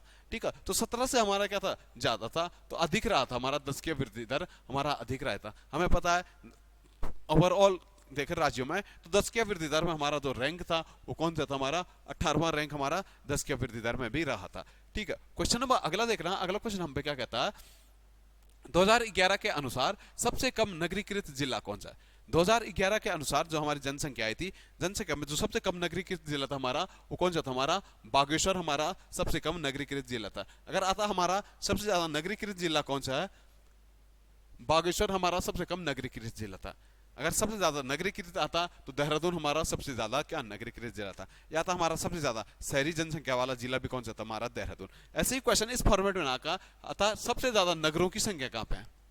अगर नगरों की संख्या सबसे ज्यादा पूछी जाती तो नगरों की संख्या हमारी सबसे ज्यादा कहां पे थी, तो हमारा हरिद्वार में नगरों की संख्या सबसे ज्यादा मिलती है। ठीक है, इसके साथ साथ अगला क्वेश्चन देखना, अगला क्वेश्चन हम पे क्या कह रहा है, उत्तराखंड में निम्न में से सर्वाधिक एससी जनसंख्या कहां पे निवास करती है। हमारी जो 2011 की जनगणना है, 2011 की जनगणना के अनुसार कह रहा है कि जो सर्वाधिक एससी का प्रतिशत हमारा कहां पे निवास करता है, तो इसमें जो देखना तो हमारा पिथौरागढ़ में सबसे ज्यादा, इन जनपदों में एससी का प्रतिशत सबसे ज्यादा था। अभी आयोग का पैटर्न आपने देखा, अब आयोग सबसे ज्यादा या सबसे कम नहीं पूछ रहा, वो सेकंड पूछ रहा है या थर्ड पूछ रहा है। वैसे देखें हमारा जो एससी का सबसे ज्यादा परसेंट है वो बागेश्वर में होता, सबसे ज्यादा 80% है हमारे कहां पे, बागेश्वर में, और सबसे कम कहां पे, हमारा देहरादून में। अगर निम्न जनपदों में देखा तो पिथौरागढ़ हमारा क्या था, बिल्कुल हमारा सही आंसर बनना था। ठीक है, इसके साथ साथ अगला क्वेश्चन देखना, अगला क्वेश्चन हमारा क्या कह रहा है, उत्तराखंड में कुली बेगार नामक प्रथा पुस्तक के लेखक कौन है। उत्तराखंड में जो कुली बेगार प्रथा नामक पुस्तक के जो लेखक मिलता है हम पे, वो कौन था, हमारा डॉक्टर शेखर पाठक। एशिया की पीठ पे भी इन्हीं की पुस्तक मिलती है उमा भट्ट के साथ। ठीक है, पहाड़ पत्रिका का संपादन भी इन्हीं के द्वारा किया जाता है। ठीक है, शेखर पाठक द्वारा पहाड़ संस्था जो बनाई गई थी। ठीक है, इसके साथ साथ आपने कहा शिव प्रसाद डबराल, उत्तराखंड का इतिहास 12 खंडों में किसने लिखा, शिव प्रसाद डबराल ने। उत्तराखंड के भूटांतिक, उत्तराखंड के भूटांतिक भी किसके, शिव प्रसाद डबराली की हम पे रचना मिलती है। ठीक है, क्वेश्चन नंबर अगला देखना, अगला क्वेश्चन क्या कहता है, रानीखेत पर्वत श्रेणी स्थित है। रानीखेत हमारा किस पर्वत श्रेणी में स्थित है, ये हमको बताना था। ये हमारा पटवारी में भी क्वेश्चन बना था, अल्मोड़ा का ऊपरी क्षेत्र किसमें आता है, तो सीधे सीधे आपको याद रखना मध्य हिमालय में हमारा रानीखेत पर्वत श्रृंखला आती है। ठीक है, शिवालिक मैक्सिमम हमारे जो टूरिस्ट स्थल आते हैं हमारे शिवालिक हिमालय में हम आते हैं। ठीक है, महान हिमालय जहाँ पे हमारी क्या, जहाँ पे हिमानियाँ पाई जाती है, महान हिमालय में हमारे ग्लेशियर पाए जाते हैं। ट्रांस हिमालय उत्तराखंड में ट्रांस हिमालय तो नहीं पड़ता, लेकिन चाइना वाली साइड हमारा क्या ट्रांस हिमालय पड़ता है। ठीक है, क्वेश्चन नंबर अगला देख रहे हैं। अगला क्वेश्चन क्या कहता है, नीलकंठ पर्वत की ऊंचाई कितनी है? तो नीलकंठ पर्वत मिलता हमारा, नीलकंठ पर्वत की ऊंचाई जो मिलती है हमारा, वो कितनी मिलती है हमारी? तो वो मिलती है हमारे 65-97। कितनी मिलती है हमारी? 65-97। नीलकंठ पर्वत बद्रीनाथ के पास में हमारा नीलकंठ पर्वत है। कभी क्वेश्चन इस फॉर्मेट में ना आके आप इस फॉर्मेट में आया कि नीलकंठ महादेव मंदिर कहां पे हमारा, तो आप वहां पे पौड़ी जाओगे, पौड़ी जाओगे। ठीक है, अगर क्वेश्चन कभी इस फॉर्मेट में आ गया उत्तराखंड की सबसे ऊंची चोटी कौन सी है, तो आपको याद रखना नंदा देवी। उत्तराखंड की सबसे ऊंची चोटी कौन सी है? तो नंदा देवी। कितने? 78-16। पहले 78-17 लिख देते, लेकिन 78-16 पुलिस में आंसर आ गया हम पे। 78-16 मीटर की हमारे नंदा देवी चोटी है। ठीक है, इसके बाद कामेत आता, कामेत कितना? 1756। ठीक है, पंचाचूली आता, तो पंचाचूली कितना? 6904। ठीक है, यही दो तीन चीज चोटियां आपको याद रखनी है, सारी की सारी चोटियां आप याद नहीं कर पाओगे। ठीक है, क्वेश्चन नंबर अगला देखना। अगला क्वेश्चन क्या कहता है, चंडाक प्रसिद्ध है। चंडाक और झिरोली, मैंने दो कारखाने देखे थे। चंडाक पिथौरागढ़ में पड़ता है, किस लिए फेमस है? तो मैग्नेसाइट के लिए हमारा चंडाक प्रसिद्ध है। ठीक है, अगर झिरोली, झिरोली देखना अल्मोड़ा वाले क्षेत्र में पड़ता है। झिरोली किसके लिए फेमस है? तो झिरोली भी हमारा मैग्नेसाइट के लिए फेमस मिलता है। ठीक है, इसके साथ साथ जिप्सम के लिए देहरादून वाले क्षेत्र, देहरादून मसूरी वाले क्षेत्र में हमारा जिप्सम पाया जाता है। एक आप पे कभी आता है कि हमारा एसबेट कहां पाया जाता है? एसबेट हमारा कहां पे? तो एसबेट हमारा पौड़ी में पाया जाता है। अगर कभी आता हमारा टिन कहां पे सबसे ज्यादा पाया जाता है? टिन हमारा कहां पे? चमोली में हमारा टिन पाया जाता है। ऐसा कभी आता बैराइट, बैराइट कहां पे पाया जाता है हमारा? तो बैराइट हमारे देहरादून वाले क्षेत्र में हमारा बैराइट पाया जाता है। ठीक है, क्वेश्चन नंबर अगला देखना। अगला क्वेश्चन नंबर क्या कहता है, निम्न में से कौन सा जलप्रपात पिथौरागढ़ से संबंधित नहीं है? पिथौरागढ़ में मैंने देखा था बड़े अच्छे जलप्रपात है, जिसमें मैंने वृथी जलप्रपात देखा था। आप एक रील देखते हो जिसमें आप देखते हो ऊपर से झरना आ रहा, नीचे गाड़ी की छतों में बैठ के लोग जाते हैं, बड़ी अच्छी वो रील रहती है। वृथी जलप्रपात है वो कहाँ पे? तो पिथौरागढ़ में वृथी पलता है। साथ साथ भुरमुनी भी कहाँ पे? पिथौरागढ़ में भुरमुनी भी पड़ता है। भेलछड़ा हमारा कनिष्ठा एक मायता, भेलछड़ा भी कहाँ पे हमारा? तो भेलछड़ा भी हमारा पिथौरागढ़ में पड़ता है। गरुड़ चट्टी जलप्रपात हमारा ऋषिकेश से आगे जाता है ना, हम पौड़ी वाली साइड, जहाँ पे हमारा पटना फॉल साइड, तो वहीं हमारा गरुड़ चट्टी जलप्रपात पड़ता है। ठीक है, इसके साथ साथ एक वसुधारा जलप्रपात आता हमारा। वसुधारा, जब हम मानस, बद्रीनाथ मानस से आगे जाते हैं तो ऊपर जाके हमारा वसुंधरा जलप्रपात आता है। साथ साथ आपने एक देखा था उत्तराखंड का सबसे सुंदर और सबसे बड़ा जलप्रपात कौन सा है? तो आपको याद होगा केम्प्टी। केम्प्टी फॉल के नाम से जानते हैं, गर्मियों में केम्प्टी फॉल बड़ा फेमस रहता है मसूरी में। ठीक है, वैसे पटना टिहरी में। ठीक है, क्वेश्चन नंबर अगला देखना। अगला क्वेश्चन हमारा क्या कहता है, उत्तर भारत का पहला सिनेमाघर the electric picture palace Mussoorie किस वर्ष खुला था?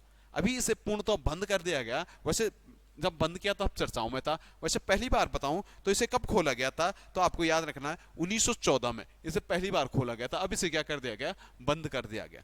ठीक है, क्वेश्चन नंबर अगला देखना।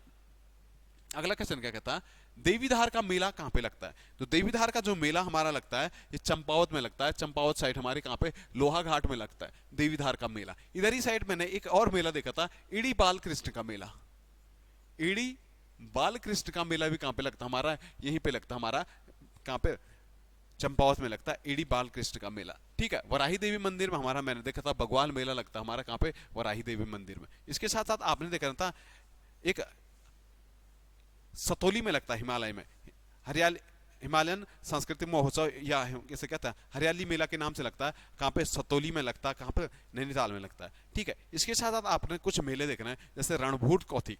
रणभूत कौतिक हमारे टिहरी वाले क्षेत्र में लगता है हमारा, रणभूत कौतिक के नाम से टिहरी वाले क्षेत्र में हमारा रणभूत कौतिक लगता है। ठीक है, एक आता है आप पे कड़ाई पर्व। कड़ाई पर्व हमारा कहाँ पे? बद्रीनाथ में हमारा क्या लगता है? कड़ाई पर्व। आज कल देखना देहरादून में एक मेला चल रहा है, झंडा मेला। झंडा मेला उदासी संप्रदाय का है, कहां पे लगता है? देहरादून में लगता है। आपको एक मेला आता है क्वानू मेला।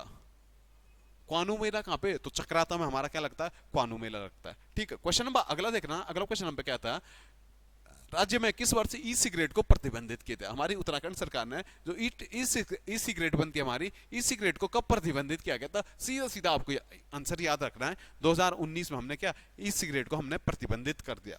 बढ़िया, अगले क्वेश्चन पे। अगला क्वेश्चन हम पे क्या कह रहा है, खड़क सिंह वालजा का संबंध किससे है? खड़क सिंह वालजा 2021 में इनकी डेथ हुई थी, बड़ी चर्चाओं में थे। खड़क सिंह वालजा का जो संबंध आता हम पे, वो संबंध, इनका संबंध आता हम पे, ये भूवैज्ञानिक थे। खड़क सिंह कहते हमारे भूवैज्ञानिक थे। ठीक है, एक थी सरस्वती नदी, इनकी बड़ी प्रसिद्ध रचना मिलती है हम पे, एक थी सरस्वती नदी। पथरीली पगडंडियों पे, पथरीली पगडंडियों पे इनकी आत्मकथा मिलती है। इसके साथ साथ इन्होंने क्या था, चंडी प्रसाद भट्ट की भी आत्मकथा लिखी थी। हिमालय में महात्मा गांधी के सच्चे सिपाही एस एल बहुगुणा के नाम से इन्होंने चंडी प्रसाद बहुगुणा की भी क्या लिखी थी, आत्मकथा लिखी थी। ठीक है, पानी दे देना यार। क्वेश्चन नंबर अगला देखना, अगला क्वेश्चन क्या कहता, निम्न दिए गए राजवंशों के क्रम में कौन सा सही सुमेलित नहीं है। हमने देखा था जो भारत में राजवंश आए थे इनके क्रम में कौन सा सही सुमेलित था, तो कौन सा था, पहले नंद आए थे, नंदों का पतन करके मौर्य आए थे, मौर्यों का पतन शुंगों ने किया था, शुंग के बाद हमारे कौन सा आए थे, कण्व राजवंश आया था। तो ऑप्शन बी हमारा क्या था, बिल्कुल सही आंसर था। पहला या तो हम ऐसे देख लेते हैं, नहीं तो हम क्या देख लेते हैं, हसीना, हसीना मासूक सी। अगर आपको ट्रिक वाइज करना, हसीना मासूक सी, ह से देखा मैंने हर्यक वंश, स से देखा मैंने कौन, शिशुनाग वंश, नौ से देखा मैंने नंद वंश, मौ से देखा मौर्य वंश, स से शुंग, क से कण्व और सी से सातवाहन वंश। तो आप ऐसे ही ट्रिक वाइज भी याद कर सकते हो। ठीक है, क्वेश्चन नंबर 61 देखना, फ्लैश किस तरह की मेमोरी है। फ्लैश कंप्यूटर की एक मेमोरी मिलती है। फ्लैश हमें बताना था फ्लैश किस टाइप की मेमोरी है, तो फ्लैश हमारी द्वितीयक मेमोरी होती है। अगर प्राथमिक मेमोरी की बात करूं तो रैम और रोम हमारी कैसे, रैम और ROM, random access memory, read only memory हमारी क्या थी, रैम और रोम हमारी प्राथमिक मेमोरी मिलती है। द्वितीयक मेमोरी में हमारी एक पेन ड्राइव भी मिलती है। ठीक है, क्वेश्चन नंबर अगला देखना, अगला क्वेश्चन हमारा क्या मिलता है, डिजिटल सिग्नलों को एनालॉग सिग्नलों में परिवर्तित करने की युक्ति क्या होती है। जो हमारा मोडेम होता है, मोडेम हमारा क्या करता है, डिजिटल सिग्नलों को एनालॉग सिग्नलों में परिवर्तित करता है। आपको दिख रहा है असेंबलर, असेंबलर असेंबली लैंग्वेज को हमारा मशीनी लैंग्वेज में कौन बदलता है, तो असेंबलर हमारा असेंबली लैंग्वेज को मशीनी लैंग्वेज में बदलता है। ठीक है, क्वेश्चन नंबर 64 चलना। अब 64 क्या कह रहा है, लोकसभा अध्यक्ष को उसके पद, उसके कार्यकाल की समाप्ति के पूर्व पद से हटाया जा सकता है। अगर कोई लोकसभा अध्यक्ष है, अगर ओम बिरला है, जैसे ओम बिरला को हमें हटाना है तो हम क्या यहाँ पे क्या करेगी, लोकसभा एक प्रस्ताव लेकर आएगी। लोकसभा हमारे सभापति को हटाने के आश्रय में एक प्रस्ताव लेकर आएगी, उसी प्रस्ताव को क्या लोकसभा में पास कराना होगा। ठीक है, क्वेश्चन नंबर अगला देखना, अगला क्वेश्चन हम पे क्या कह रहा है, भारत में किसने दल विहीन या दल रहित लोकतंत्र का समर्थन किया था। भारत में दो लोगों ने दल विहीन लोकतंत्र का समर्थन किया था। एक तो आपको पता है ऑप्शन ए जयप्रकाश नारायण ने किया था, दूसरा किसने, महात्मा गांधी ने भी तो किया था दल रहित लोकतंत्र के लिए। ठीक है, सीधा सीधा बढ़िया अगले क्वेश्चन पे। अगला क्वेश्चन हम पे क्या कह रहा है, भारतीय संविधान में राज्य किस अनुच्छेद में परिभाषित है। भारतीय संविधान में राज्य किस अनुच्छेद में बताना है, थोड़ा फटक से बताइएगा मेरे को।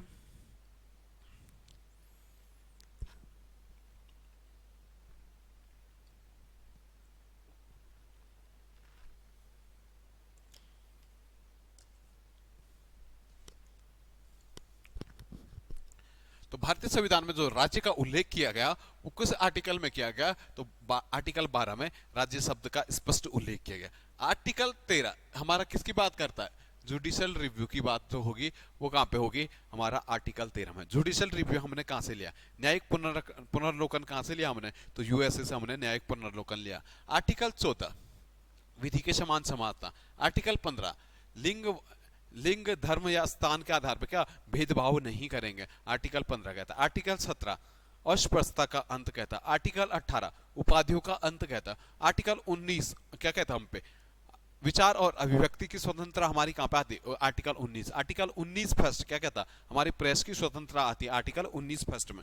ठीक है, क्वेश्चन नंबर अगला देखना, अगला क्वेश्चन हमारा क्या कहता है, भारत का सर्वाधिक खनिज संपन्न शैल क्षेत्र कौन सा है। भारत का जो सर्वाधिक खनिज संपन्न शैल क्षेत्र है वो कौन सा, हमारा धारवाड़ वाली रेंज में हम भारत के क्या सर्वाधिक खनिज संपन्न क्षेत्र माना जाता है। इसी क्षेत्र से हमने देखा था हमारी जो खनिज संपत्ति होता है, चाहे लोहा हो चांदी हो वगैरह क्षेत्र जो भी मिलते हैं धारवाड़ वाले क्षेत्र। हमारा था गोंडवाना वाले क्षेत्र, गोंडवाना वाले क्षेत्र जो सब सर्वाधिक क्षेत्र मिलता है वो क्या मिलता है, हमारा कोयला किस क्षेत्र में सर्वाधिक मिलता है, तो गोंडवाना वाले क्षेत्र में हमारा कोयला मिलता है, या छोटा नागपुर वाले क्षेत्र में हमारा कोयला ही पाया जाता है। ठीक है, क्वेश्चन नंबर अगला देखना, अगला क्वेश्चन हमारा क्या कहता है, दिन और रात किस कारण होते हैं। दिन और रात हमारे जो पृथ्वी पे होते हैं, दिन और रात पृथ्वी पे किस कारण होते हैं, तो ये आपको आंसर बताना था। जो दिन और रात हमारे होंगे वो किसके, पृथ्वी के भू परिभ्रमण के कारण हमारे क्या होते हैं, दिन और रात होते हैं। ठीक है, भू परिभ्रमण के कारण पृथ्वी पर क्या होते हैं, दिन और रात होते हैं। अगर आता भू परिक्रमा के कारण, भू परिक्रमा, परिक्रमा क्या होता है, हम चारों ओर घूमते हैं ना, परिक्रमा क्या होता है, परिक्रमण। आप कभी गए मंदिर गए तो मंदिर का नहीं कहते पंडित जी एक परिक्रमा करके आ जाइए, परिक्रमा मतलब चारों ओर जो लंबा में घूमते हैं उसे परिक्रमा कहते हैं। परिक्रमण के कारण जो होता है हमारा, मौसमी परिवर्तन किसके कारण होते हैं या ऋतु परिवर्तन किसके कारण होते हैं, तो परिक्रमण के कारण होते हैं। ठीक है, क्वेश्चन नंबर अगला देखना, अगला क्वेश्चन हमारा क्या कहता है, भारत में एकल घरेलू उत्पाद यानी जीडीपी में नीचे दिए गए निम्न क्षेत्रों में योगदान का कौन सा क्रम ह्रासमान क्रम होगा। भारत में देखूं तो भारत की बात करूं तो सबसे ज्यादा जीडीपी में जो सबसे सर्वाधिक क्षेत्र रहता है वो सेवा क्षेत्र रहता है। सेवा के बाद मैंने देखा था उद्योग, और सबसे कम भारत में है कृषि का क्षेत्र। उत्तराखंड की अगर जीडीपी में बात करूं तो उत्तराखंड में ये क्षेत्र थोड़ा बहुत मेरे को चेंज दिखता है। उत्तराखंड में हमारा जो उद्योग वाला क्षेत्र आता है वो 44% आता है, वो फर्स्ट पे आता है, फिर सेवा क्षेत्र 42% पे आता है। ठीक है, फिर हमारा क्या था, कृषि क्षेत्र। थोड़ा उत्तराखंड की परिस्थिति में ये चेंज हो जाता है। भारत की परिस्थिति में सेवा सबसे ऊपर होता है, लगभग 50% पार है, फिर उद्योग होता है, फिर क्या था हमारा कृषि क्षेत्र, सबसे कम कृषि, सबसे ज्यादा सेवा क्षेत्र। ठीक है, क्वेश्चन नंबर अगला देखना, अगला क्वेश्चन हम पे क्या कहता है, निम्न में से कौन सा वित्तीय संस्थान विश्व बैंक समूह से संबंधित है। ठीक है, हमें बताना था विश्व बैंक समूह से कौन सा संबंधित है। आईएमएफ, क्या आईएमएफ वर्ल्ड बैंक का पार्ट है? नहीं, वर्ल्ड बैंक का पार्ट आईएमएफ नहीं मिलता। ADB, Asian development, world bank का पार्ट नहीं है। ये क्या था, आईबीआरडी, आईबीआरडी और आईडीए हमारे क्या थे, आईआरबीडी होता है, आईआरबीडी, आईबीआरडी नहीं होता, बल्कि क्या होता, आईआरबीडी होता। तो आईडीए, आईडीए क्या हमारा वर्ल्ड बैंक का एक पार्ट मिलता है। अगर मिलते हैं, वर्ल्ड बैंक की स्थापना कब हुई थी, तो 1945 में वर्ल्ड बैंक की स्थापना हुई थी ब्रिटेन वुड्स सम्मेलन के बाद। वर्ल्ड बैंक का मुख्यालय कहाँ पे है, तो वर्ल्ड बैंक का मुख्यालय अभी देखना तो वॉशिंगटन डीसी में मिलता है। अभी वर्ल्ड बैंक का अध्यक्ष कौन है, तो वर्ल्ड बैंक का अध्यक्ष डेविड मालपास, डेविड मालपास क्या अभी वर्ल्ड बैंक का अध्यक्ष है। अभी देखना तो एक समिति ने सिफारिश की है अजय बंगा की, अभी अमेरिका के राष्ट्रपति है जो बाइडन, जो बाइडन ने एक समिति ने सिफारिश किया है जो वर्ल्ड बैंक के अगले अध्यक्ष के लिए नाम सुझाया है। वो किसका, भारतीय मूल के हैं, अजय बंगा, इनका नाम सुझाया है। ठीक है, आने वाले टाइम पे चर्चाओं में रहेगा अजय बंगा। ठीक है, क्या कहता है, भारतीय पूंजी बाजार में घोटालों की पुनरावृत्ति रोकने के लिए भारत सरकार ने किसे नियामक शक्तियां सौंपी है। तो भारत सरकार ने जो नियामक शक्तियां सौंपी है वो किसे सौंपी है, सेबी, सेबी सिक्योरिटी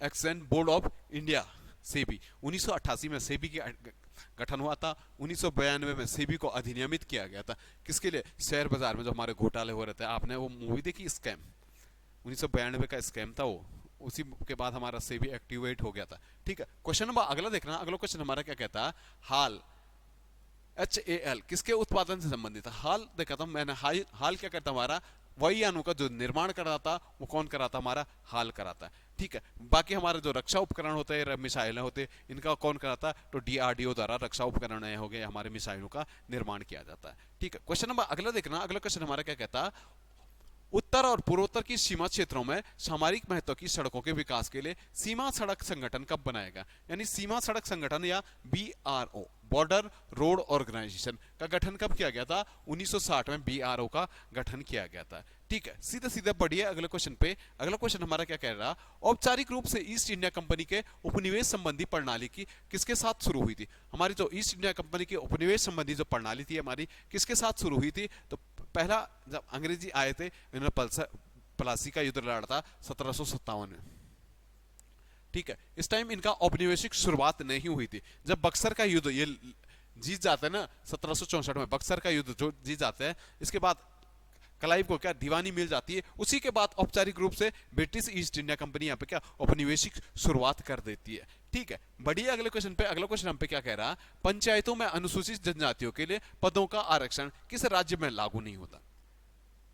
जो हमारे पंचायत है, पंचायतों में मैंने देखा अनुसूचित क्षेत्र के लिए आर्टिकल 243 डी क्या कहता कि किसी के क्षेत्रों के लिए अनुसूचित या अनुसूचित जनजाति के लिए क्या रिजर्व सीटें रहेगी। तो इनमें एक राज्य है हमारा अरुणाचल प्रदेश। अरुणाचल प्रदेश मैंने देखा तो एक जनजाति क्षेत्र है। ठीक है, एक जनजाति क्षेत्र है, यहाँ पे कोई भी एससी हमारा निवास नहीं करता, इसलिए यहाँ पे क्या अरुणाचल प्रदेश में हमारे क्या रिजर्व नहीं है। बाकी उत्तर प्रदेश, असम और हरियाणा में हमारे क्या एससी जनजाति के लिए हमारे कुछ सीटें रिजर्व रहती है। ठीक है, उत्तराखंड में भी रहती है। ठीक है, क्वेश्चन नंबर अगला देखना, भारतीय पर्यटन विभाग पर्यटन के स्वर्ण त्रिभुज में सम्मिलित शहर है। स्वर्ण त्रिभुज जो था हमारा, जहां पे सर्वाधिक पर्यटन आते हैं, तो स्वर्ण त्रिभुज में मैंने बताना था कहां कहां पे हमारे सर्वाधिक पर्यटन आते हैं। आपने एक तो देखा राजस्थान, राजस्थान का जयपुर वाला क्षेत्र, सारे पुराने किले आप जाओगे ना, एक बार मैं भी गया था, यहाँ पे टूरिस्टों की बड़ी भरमार रहती है राजस्थान में, है तो बहुत गर्म, लेकिन यहाँ पे किले बहुत सुंदर है। ठीक है, चाहे हम जोधपुर गए, चाहे हम आमेर का किला जयपुर वाला देखा, तो उस क्षेत्र में टूरिस्ट सबसे ज्यादा आता है। तो एक तो जयपुर है, ठीक, उत्तर में जयपुर, इधर दिल्ली वाले क्षेत्र राष्ट्रीय राजधानी क्षेत्र में, इधर आगरा, ताजमहल को देखना आगरा में भी बहुत लोग आते हैं। तो यहीं पे हमारा क्या है, स्वर्णिम चतुर्भुज पर्यटन के हिसाब से स्वर्णिम त्रिभुज हमारा कहाँ पे, दिल्ली, जयपुर और आगरा। ठीक है, ऑप्शन बी हमारा बिल्कुल सही बनना था। क्वेश्चन नंबर 77 देखना, भारत के पश्चिम तटीय मैदान के उत्तरी भाग में जिस अन्य नाम से जाना जाता है वो है, भारत का पश्चिम तटीय मैदान का जो उत्तरी भाग आता है उसका जो नाम मिलता हमें, तो आपको याद रखना हमारा क्या मिलता है, नन ऑफ दिस। इसे कोंकण तट के नाम से जाना जाता है। कोंकण तट गोवा से दमन के बीच हमारा एक तट पड़ता है, कोंकण तट के नाम से जाना जाता है। जो हमारा केरल वाला तट आता है इसे मालाबार तट के नाम से जाना जाता है। पूर्व तट हमारा जो आता है ये कोरोमंडल तट के नाम से जाना जाता है, तमिलनाडु वाला तट। उसके ऊपर देखना तो उत्तरी सरकार या उत्तरी सरकार के नाम से उसे जाना जाता है। ठीक है, बढ़िए अगले क्वेश्चन पे। अगला क्वेश्चन क्या कहता है, ग्रेट बैरियर रीफ कहाँ स्थित है। ग्रेट बैरियर रीफ सबसे बड़ी हमारे रीफ है। ग्रेट बैरियर रीफ ऑस्ट्रेलिया में स्थित है। ऑस्ट्रेलिया में भी देखो प्रशांत महासागर के ऑस्ट्रेलिया के पूर्वी तट पे हमारा ग्रेट बैरियर रीफ पड़ते हैं। ठीक है, ग्रेट बैरियर रीफ कहां पे, ऑस्ट्रेलिया में है। ठीक है, क्वेश्चन नंबर अगला देखना। अगला क्वेश्चन क्या कहता है, गरजता 40, प्रचंड 50 और चीखता 60 क्या है। मैंने देखा दक्षिणी गोलार्ध में कुछ पछुआ पवनें होते हैं, जैसे 40 डिग्री पे जो चलती है उन्हें हम गरजता 40 कहते हैं। 50 डिग्री पे जो चलती है उसे हम प्रचंड 50, और 60 डिग्री पे जो चलती है उसे हम क्या कहते हैं, 60, चीखता हुआ 60। तो ये क्या था, हमारे दक्षिणी गोलार्ध की पश्चिमी पवन है। ठीक है, या हम कैसे पछुआ पवन के नाम से जानते हैं, क्योंकि इनकी दिशा पश्चिम की ओर होती है, इसलिए इन्हें किस नाम से जाना था, पश्चिमी पवनों के नाम से जाना जाता है। ठीक है, क्वेश्चन नंबर 80 पे चलना। 80 क्वेश्चन नंबर क्या कहता है, विदेशी व्यापार भुगतान संतुलन संबंधित है। विदेशी व्यापार जो हमारा भुगतान संतुलन से संबंधित है, किससे है, तो विदेशी व्यापार हमारा एक भुगतान संतुलन से हमारा संबंधित आना था। ऑप्शन डी हमारा बिल्कुल सही बैठना था। फटक से अगला क्वेश्चन देखना। अगला क्वेश्चन हम पे क्या कह रहा, सतत आर्थिक विकास से अभिप्राय क्या। सतत आर्थिक विकास, सतत सस्टेनेबल डेवलपमेंट हमारा क्या था, वर्तमान पीढ़ी के साथ साथ हम आने वाली जो पीढ़ी होगी उसका भविष्य में आर्थिकी के विकास के लिए हम सतत विकास के नाम में इसे जाना जाता है। अभी जो काम चल रहा हमारा सतत विकास पे ज्यादा काम चल रहा है। वर्तमान पीढ़ी के साथ साथ हमें क्या आगे की पीढ़ी के लिए भी कुछ चीजें रिजर्व करनी, आर्थिकी के लिए कुछ चीज संसाधन बचा के रखने। ठीक है, क्वेश्चन नंबर 82 देख रहे हैं। 82 क्या कहता है, निम्नलिखित घटनाओं पर ध्यान दीजिए तथा इन्हें कालक्रमानुसार व्यवस्थित कीजिए। तो घटना देखना, पहला क्या है, गरीबी हटाओ। इंदिरा गांधी ने गरीबी हटाओ का नारा 5वीं पंचवर्षीय योजना में दिया था 1975 के आसपास। ठीक है, क्या कहता, बैंकों का राष्ट्रीयकरण।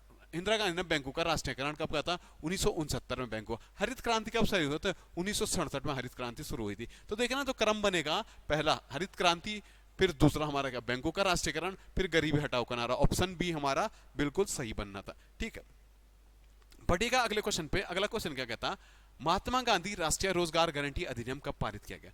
महात्मा गांधी रोजगार गारंटी अधिनियम 2005 पारित कब किया गया, 2005। लागू कब हुआ, तो 2006, 2 अक्टूबर 2006, सॉरी फरवरी 2006 से लागू कर दिया गया। 2 अक्टूबर 2009 को इसका नाम बदल के क्या, मनरेगा कर दिया गया। नरेगा से मनरेगा कब किया गया, तो 2009 में किया गया। प्रत्येक परिवार को पहले क्या था, 100 दिन का रोजगार दिया जाता था परिवार के एक सदस्य को। ठीक है, क्वेश्चन नंबर अगला देखना। अगला क्वेश्चन हम पे क्या कह रहा, मानव विकास सूचकांक का आधार क्या है। HDI मानव विकास सूचकांक के जो आधार है, HDI का सूचकांक हम पे क्या कहें, तो आपको पता ही है, एक तो हमारा क्या स्वास्थ्य था, स्वास्थ्य के साथ शिक्षा था, शिक्षा के साथ साथ हमारा क्या था, जीवन स्तर था। तो ऑप्शन सी हमारा क्या था, बिल्कुल सही था, स्वास्थ्य, शिक्षा और जीवन स्तर।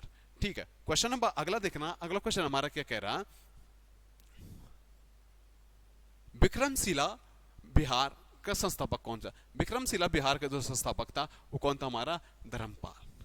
बिहार में पड़ता धर्मपाल, बाद में बख्तियार खिलजी आके इसे तोड़ देता है। ठीक है, क्वेश्चन नंबर अगला देखना। अगला क्वेश्चन हमारा क्या कहता है, जैव विविधता के ह्रास का मुख्य कारण क्या है।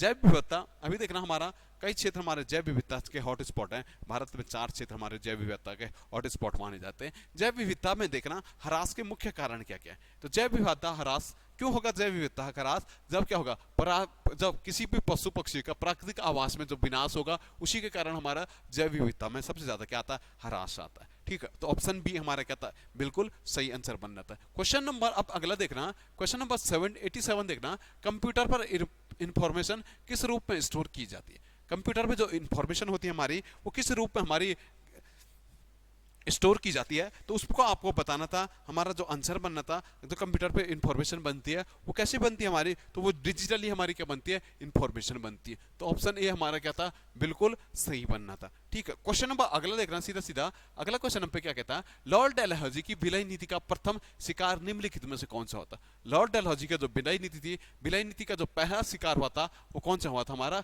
सतारा। सतारा सबसे पहले जो हड़पा गया था डलहौजी द्वारा, वो सतारा हड़पा गया था। फिर लास्ट में आते झांसी आया था, फिर लास्ट में किस पे, अवध पे कुशासन का आरोप लगा के अवध को भी हड़प लिया गया था। ठीक है, इसके साथ साथ देखना सहायक संधि सबसे पहले किसने शुरू की थी, तो सहायक संधि हमारी जो शुरू की थी वो किसने की थी, वेलेजेली ने, लॉर्ड वेलेजेली ने सहायक संधि शुरू की थी। और उसी का विस्तृत रूप राज्य हड़प की नीति डॉक्टर ऑफ लैंड्स किसने शुरू की थी, तो डलहौजी ने शुरू की थी। ठीक है, क्वेश्चन नंबर अगला देखना। अगला क्वेश्चन क्या कहता है, अंग्रेजों के विरुद्ध खान अब्दुल बहादुर खान ने द्वारा प्रारंभ किया गया आंदोलन का नाम क्या था। जो अंग्रेजों के विरुद्ध हमारा आंदोलन हुआ था, लाल कुर्ती आंदोलन, रेड शर्ट मूवमेंट के नाम से इसे जाना जाता है। तो इस जो आंदोलन शुरू किया था किसके द्वारा शुरू किया गया था, अब्दुल खान बहादुर द्वारा। जो हमारा सीमांत क्षेत्र आता, पाकिस्तान का क्षेत्र आता, इसी क्षेत्र में हमारा ये लाल कुर्ती आंदोलन प्रारंभ हुआ था। ठीक है, लाल कुर्ती हमारा आंदोलन ये प्रारंभ हुआ था। इसके साथ साथ देखना, तो इन्हीं पे वीरचंद सिंह गढ़वाली ने गोली चलाने से इनकार कर दिया था। ठीक है, वीरचंद सिंह गढ़वाले आते हैं, इन पे गोली चलाने से इनकार कर देते हैं, पेशावर के नाम से इन्हीं को जाना जाता है। ठीक है, क्वेश्चन नंबर अगला देखना। अगला क्वेश्चन हम पे क्या कह रहा है, अपने करियर के आखिरी ग्रैंड स्लैम ऑस्ट्रेलियन ओपन 2023 में सानिया मिर्जा ने कौन सा परिणाम प्राप्त हुए थे। अपना साल का जो अपने करियर का अंतिम था, यहीं पे सानिया मिर्जा ने अब क्या ले लिया, संन्यास ले लिया है। तो सानिया मिर्जा ने जो था ये कहता मिश्रित युगल के फाइनल में क्या रही थी, उपविजेता रही थी। ये मिश्रित सानिया मिर्जा और रोहन बोपन्ना क्या थे, फाइनल हार गए थे। ठीक है, तो फाइनल में क्या रहे थे, उपविजेता रहे थे। अगर आता ऑस्ट्रेलियन ओपन पुरुष फाइनल किसने जीता, तो आपको याद रखना वहां पे नोवाक जोकोविच ने ऑस्ट्रेलियन ओपन का क्या जीता है, पुरुष का फाइनल जीता है। ठीक है, अगला क्वेश्चन देखना। अगला क्वेश्चन हम पे क्या कहता है, एलसीडी का पूरा नाम क्या होगा। एलसीडी लिक्विड, हमारा जो एलसीडी बनेगा ये क्या बनेगा, हमारा liquid crystal display. Option A दिख रहा, लिक्विड क्रिस्टल डिस्प्ले के नाम से एलसीडी को जाना जाता है। ठीक है, ऑप्शन ए क्या था हमारा, बिल्कुल सही था। ठीक है, चलिएगा आप थोड़ा फटक से देखना। अगला क्वेश्चन क्या है, एशिया का दूसरा और देश का पहला केबल सस्पेंशन ब्रिज बजरंग सेतु किस स्थान पे बनाया जाएगा। अभी हाल ही में जिसकी घोषणा हुई कि बजरंग सेतु बनेगा। बजरंग सेतु अब हमारे उत्तराखंड क्षेत्र में बनना था, कहां पे बनेगा, तो ऋषिकेश वाले क्षेत्र में ये बनना। ऑप्शन बी हमारा बिल्कुल सही आंसर बनेगा। ठीक है, क्वेश्चन नंबर अगला देखना। अगला क्वेश्चन थोड़ा रीजनिंग का क्वेश्चन है, थोड़ा छोटा करके देख लेते हैं इसे। थोड़ा मेरे को जल्दी जाना है, तो प्रमोद सर आपके बीच बन रहे हैं, तो आप थोड़ा रीजनिंग का क्वेश्चन प्रमोद सर से देखिए, तब तक मैं थोड़ा आता हूं।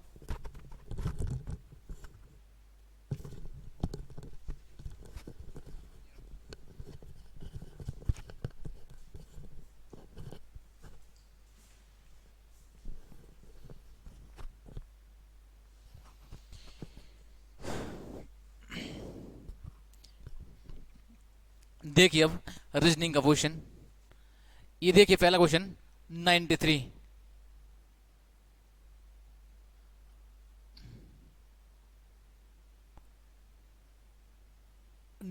क्वेश्चन देखिए।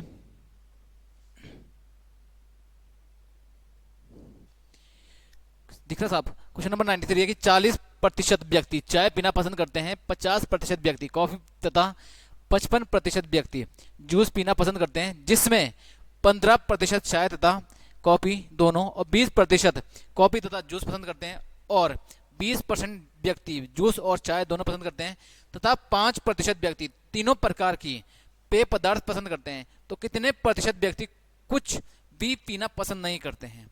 इस बार जो अभी पेपर होता कनिष्ठ सहायक में, उसमें भी आया था ये क्वेश्चन, और बच्चों ने क्या कहते हैं, मैक्सिमम बच्चे कंफ्यूज हो गए कैसे करना है। तो आप लोग क्या करोगे, जब भी ये क्वेश्चन आता है ना कभी पेपर में, चाहे 2 या 3 वाले हों, चाहे 3 हो या 2, जैसे मान लो चाय जूस और क्या कहते हैं कॉफी दिया है, कभी 2 वाले होंगे, सबसे बेस्ट तरीका देखो, ऐसे तो डायग्राम होता है, आप डायग्राम बनाओगे, ये 3 इस टाइप से डायग्राम बनेंगे, सॉल्व करना है। लेकिन आप डायग्राम नहीं करोगे, देखो सबसे आसान तरीका क्या था, जो भी कनिष्ठ सहायक में पेपर आया था तभी मैंने ये क्वेश्चन डाला है। आप लोग क्या करोगे, जो इंडिविजुअल है ना पहले उसे ऐड कर दो। इंडिविजुअल क्या क्या है, 40% है चाय, तो ये लिख दो 40 प्लस 50 इंडिविजुअल कॉपी, ये 50 प्लस उसके बाद 55% क्या है, जूस। ये जो इंडिविजुअल होंगे उन्हें ऐड कर दो, इंडिविजुअल। उसके बाद माइनस, या एक काम करो प्लस, और जो तीनों पसंद करते हैं ना, तीनों तीनों कौन से हैं, 5% व्यक्ति करते हैं तीनों, इन्हें भी ऐड कर दो। ये हो गया ऐड। दोबारा सुनिए, इंडिविजुअल को पहले जोड़ो सभी को, इंडिविजुअल ऐड किया, और जो तीनों को पसंद करते हैं ना उसे भी जोड़ देना सभी को। जब आपने इनको जोड़ा तो कितना आया, आपने इसको ऐड किया, ये आया 150। इसके बाद जो दो दो है ना जोड़े, जो दो दो पसंद करते हैं उनको ऐड करो। आप बोलोगे 15, ये इसे अलग से ऐड कर दो 15। उसके बाद 20, ये इसे अलग से ऐड कर दो 20, और फिर 20, ये इसको अलग से ऐड कर दो 20। जैसे आपने ऐड किया, ये कितना हुआ 55। कितना हुआ 55। दोबारा सुनिए, इंडिविजुअल और तीनों, इन सभी को ऐड करना है। इंडिविजुअल नंबर और तीनों के, जो तीनों में जो कॉमन नंबर होगा उन्हें सभी को जोड़ना है, तो मैंने ऐड कर दिया। उसके बाद जो दो दो है ना, जैसे मान लो चाय और कॉफी पीना पसंद करते हैं, उनको ऐड करना है, तो कितना है 55। और इन दोनों को माइनस करना है। इन दोनों को जैसे आप माइनस करोगे, ये माइनस कर दिया तो देखो 5, यहां कितना होगा 4, तो ये हो गया 95 होगा, 5 6, अच्छा ठीक है 95%। अब देखो क्वेश्चन में अगर ये लिखा होता ना कितने व्यक्ति पसंद करते हैं, तो होता 95। लेकिन क्वेश्चन में क्या लिखा है, कितने व्यक्ति कुछ भी पसंद नहीं करते हैं, कुछ भी पसंद नहीं करते हैं। लेकिन ये तो पसंद करने वाले हैं, 95 तो पसंद करने वाले हैं ना, हमें पता करना है कि कितने नहीं पसंद करते। आप जानते हो 100% होता है कंप्लीट वैल्यू, 100% वैल्यू होती है कंप्लीट। इसमें से अगर 95% लोग पसंद करते हैं, तो जो पसंद नहीं करेंगे कितना होगा, माइनस कर दो। 95 माइनस कितना 5, तो कितना हो गया 100 माइनस 95 कितना 5%। तो 5% ऐसे होंगे जो कुछ भी पसंद नहीं करते। Option number C, option number C इसका राइट आंसर। इस बार जो इसमें आया था ना कनिष्ठ में, उसमें भी ऐसे ही करना था।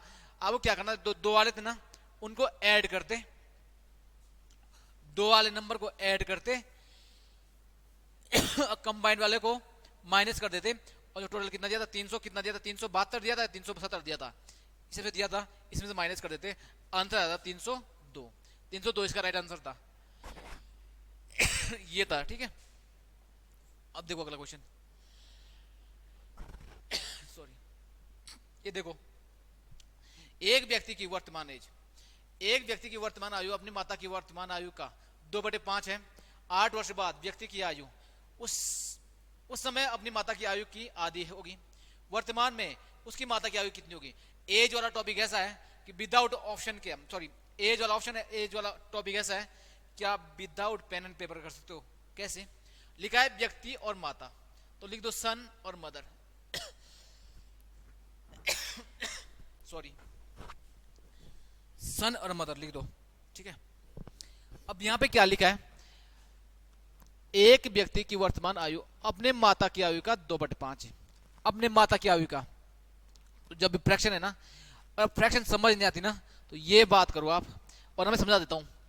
अपने माता कितनी है 2/5 है। एक बात बताओ, अगर माता की एज x है ना, तो बेटे कितनी हो जाएगी 2x/5 ये हो जाएगा 2x/5। हमें रेशियो निकालना है, तो रेशियो में क्या होता है, कॉमन चीज कट जाती है, x से x कट गया, 5 की मल्टीप्लाई यहाँ पे, तो रेशियो बनेगा 2:5। ये बनेगा रेशियो 2:5, ये वर्तमान अनुपात, ठीक है। समझ में आया, माता की x है तो बेटे कितनी है 2x/5 ये दिया है, तो कॉमन x से x कट गया, ये 5 की मल्टीप्लाई यहाँ पे करो 2:5 ये रेशियो है। लेकिन आपको क्या करना, इतना नहीं करना पेपर में। पेपर में कैसे करोगे, देखो रेशियो कैसे निकालो, अगर समझ नहीं आएगा ना तो कैसे करना, मुझे बताओ। मदर और क्या कहते सन है ना, और फ्रैक्शन कितनी है 2/5, तो चेक करो बड़ी माता होगी या बेटा होगा। आपको पता है बड़ी कौन है, मदर है, तो जो बड़ा नंबर है ना वो मदर के नीचे लिख दो, और छोटा नंबर बेटे के नीचे लिख दो। तो 5 बड़ा है, आप बोलोगे 5 मदर के नीचे और 2 सन के नीचे। यही रेशियो है परसेंटेज का, परसेंटेज का। तो बस यहीं पे क्वेश्चन समाप्त हो गया। 8 साल बाद ये क्या दिया उससे मतलब नहीं है वो प्रॉपर करना है। 8 साल बाद, ये कुछ नहीं है ना। आपसे क्या पूछा है कि वर्तमान एज किसकी, माता की। वर्तमान एज किसकी, माता की। अब क्या करोगे, देखो मदर प्रेजेंट अनुपात कितना है 5, माता का कितना है 5, तो आंसर वही होगा जो 5 से डिवाइड होगा, जो 5 का मल्टीपल होगा। ऑप्शन में जाओ, आंसर वही होगा जो 5 से डिवाइड होगा। अब देखो 36 5 से करता नहीं, कैंसिल। 48 भी 5 से करता नहीं, ये भी कैंसिल। 32 भी 5 से करता नहीं, ये भी कैंसिल। ऑप्शन नंबर सी 40 एक नंबर ऐसा था जो 5 से डिवाइड होता है। आंसर यही है। दोबारा सुनिए, परसेंटेज पूछिए ना तो देखो मदर की परसेंट रेशियो कितना है, आप बोलोगे 5, आंसर वही होगा जो 5 का मल्टीपल होगा, जो 5 से डिवाइड होगा। तो देखो 32 36 48 डिवाइड नहीं होता 5 से, 40। ऑप्शन यही आंसर है। अब जो बच्चे प्रैक्टिस करेंगे ना वो यहीं पे कर देंगे कि 5 है ना, 5 चौके 5 40, ये आंसर है। ठीक है, ये बताओ जरा, ये बहुत अच्छा क्वेश्चन है। मैक्सिमम लोग गलत करेंगे इस क्वेश्चन को, ये मैं लिख के देता हूं। आप लोग भी पहले बताना, पहले ट्राई करो फिर बताना कमेंट में। होता क्या है, जब भी सेम ईयर देखते हैं ना, आप क्या करो, जब भी आपको कैलेंडर निकालना है ना तो 4 से कर दो डिवाइड। रिमाइंडर अगर 0, रिमाइंडर या तो 1 आता है और रिमाइंडर या तो 2 या रिमाइंडर आता है 3। जब भी रिपीट वाले क्वेश्चन आते हैं ना कि ये कब रिपीट होगा, तो उसको 4 से कर दो डिवाइड। रिमाइंडर 1 होगा तो उसमें 6 जोड़ दो उस साल में, रिमाइंडर 2 या 3 होगा उसमें जोड़ दो 11। ये तो मैंने क्लास में बता रखा। रिमाइंडर 1 तो 6 जोड़ दो, रिमाइंडर 2 या 3 तो 11 जोड़ दो। जब रिमाइंडर 0 यानी साल लीप वर्ष है, साल लीप वर्ष होगी तो कितना जोड़ना है, मैंने बताया था 28 जोड़ना है। यहां तक कोई दिक्कत नहीं, लेकिन दिक्कत पता कहां से आती है। अब मुझे बताओ 2032 कितना, 72, 4 से डिवाइड करोगे तो ये तो लीप वर्ष है, कंप्लीट कटेगा। लीप वर्ष है तो कितना जोड़ना है, 28 जोड़ोगे। तो देखो जैसे ही आपने इसमें 28 जोड़ा, कितना 2072 में आपने 28 ऐड किया, 28 करने पे कितना आया, देखो ये 10, 7 और 2 कितना 9 और 1 कितना 10, ये 1 2100। तो कुछ बच्चे क्या करेंगे, ऑप्शन में 2100 भी है, कुछ बच्चे मैक्सिमम क्या, ये मान लो 99% बच्चे 2100 लगाएंगे आंसर, लेकिन आंसर 2100 नहीं है। क्यों, क्योंकि आपको ये भी पता होना चाहिए ये है लीप वर्ष 72, तो इसका मतलब फरवरी होगी कितने की, फरवरी होगी 29 की। और ये लीप शताब्दी, ये शताब्दी लीप, ये तो शताब्दी है ना, लेकिन ये लीप शताब्दी नहीं है। लीप शताब्दी कौन सी होती है, जो 400 से डिवाइड होगी, लेकिन ये 400 से तो डिवाइड होती नहीं कभी भी, ये 400 से डिवाइड होगी नहीं, ये होगी साधारण शताब्दी, तो यानी फरवरी होगी 28 की। अब खुद ही बताओ मेरे को लीप वर्ष इसमें कैसे रिपीट होगा, लीप वर्ष इसमें रिपीट नहीं हो सकता, इसीलिए ये पता नहीं होगा आपको तो मैं बता देता हूं। जब भी ऐसे क्लास में यूट्यूब पे तो मैंने पढ़ा भी रखा, चेक कर लेना वहां पे जो मैंने वीडियो है, जब भी कभी लीप वर्ष दिया हो और इसमें आपने 28 ऐड किया और क्या है, शताब्दी आई, कौन सी, साधारण, साधारण शताब्दी आई, उसके बाद क्या करोगे आप उसमें 40 जोड़ देना। 40 ये कंसेप्ट है, ये किसी को पता नहीं होगा, उसमें 40 जोड़ दो। और ये भी बता देता हूं लीप वर्ष कहां पे काउंट होगा, केवल जहां पे 72 होगा ना पीछे, वहां पे सीधा 40 जोड़ दो, वहां पे 28 मत जोड़ो, साथ कोई भी दियो, जहां पे 72 लिखा हो पीछे, जहां पे 72 लिखा हो पीछे वहां पे 40 जोड़ दो। जैसे आपने इसमें 40 जोड़ दिया, अब देखो 2 7 और 4 कितना 11 का 1, यहाँ पे 1 कितना हो गया 2112 हो गया। अब 2112 ये भी लीप वर्ष है और ये भी क्या है, लीप वर्ष, तो रिपीट कब होगा, चेक कर लेना फोन में चाहे, 2072 का कैलेंडर कब रिपीट होगा, 2112 में। Option number D, option number D इसका राइट आंसर। 96 में देखो, इसमें लिखा है 3:12 पर घंटे तथा मिनट की सुई के बीच कितने डिग्री का कोण बनेगा, बताओ जल्दी। अब फॉर्मूला पता है आपको, एंगल बराबर 30 इंटू एच 11/2 इंटू एम, रख देना।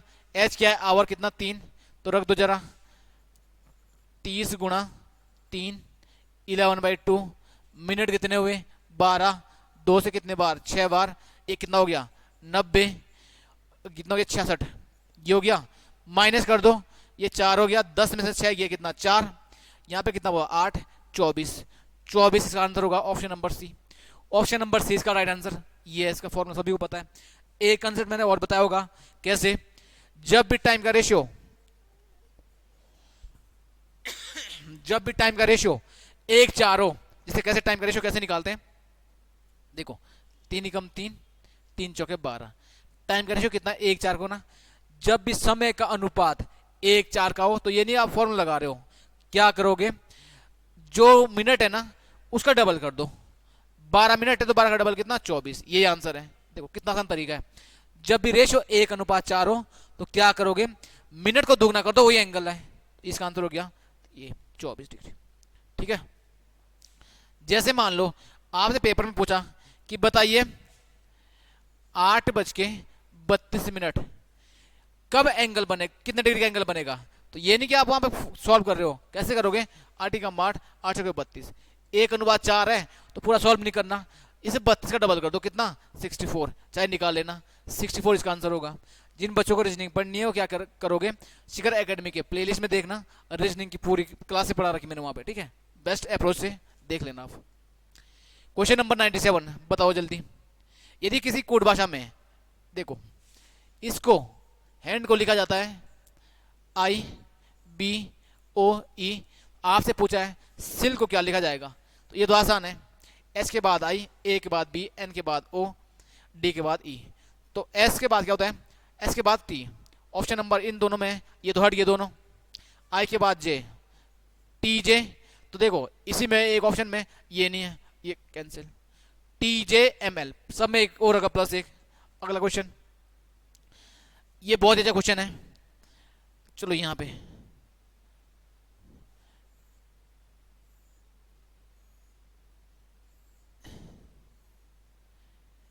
ये है, इसमें कितने ट्रायंगल होंगे, ये है फिगर, ठीक है, यहाँ पे सामने दिखाई दे रहा है, ये है ट्रायंगल। तो देखो ये बहुत ही इंपॉर्टेंट है, मैंने पता नहीं कितने क्लास में कितने बार बता रखा, यूट्यूब में कितने बार बता रखा। इसका आंसर है 16, याद ही कर लेना इसको। लेकिन बेस्ट तरीका कैसे, तरीके 2-3 है, लेकिन इससे ऐसा कोई तरीका नहीं बताएगा इसका। मैंने क्या बताया था, आप इसमें नंबरिंग कर दो, 1 2 3 4 5 6, ये बताया था।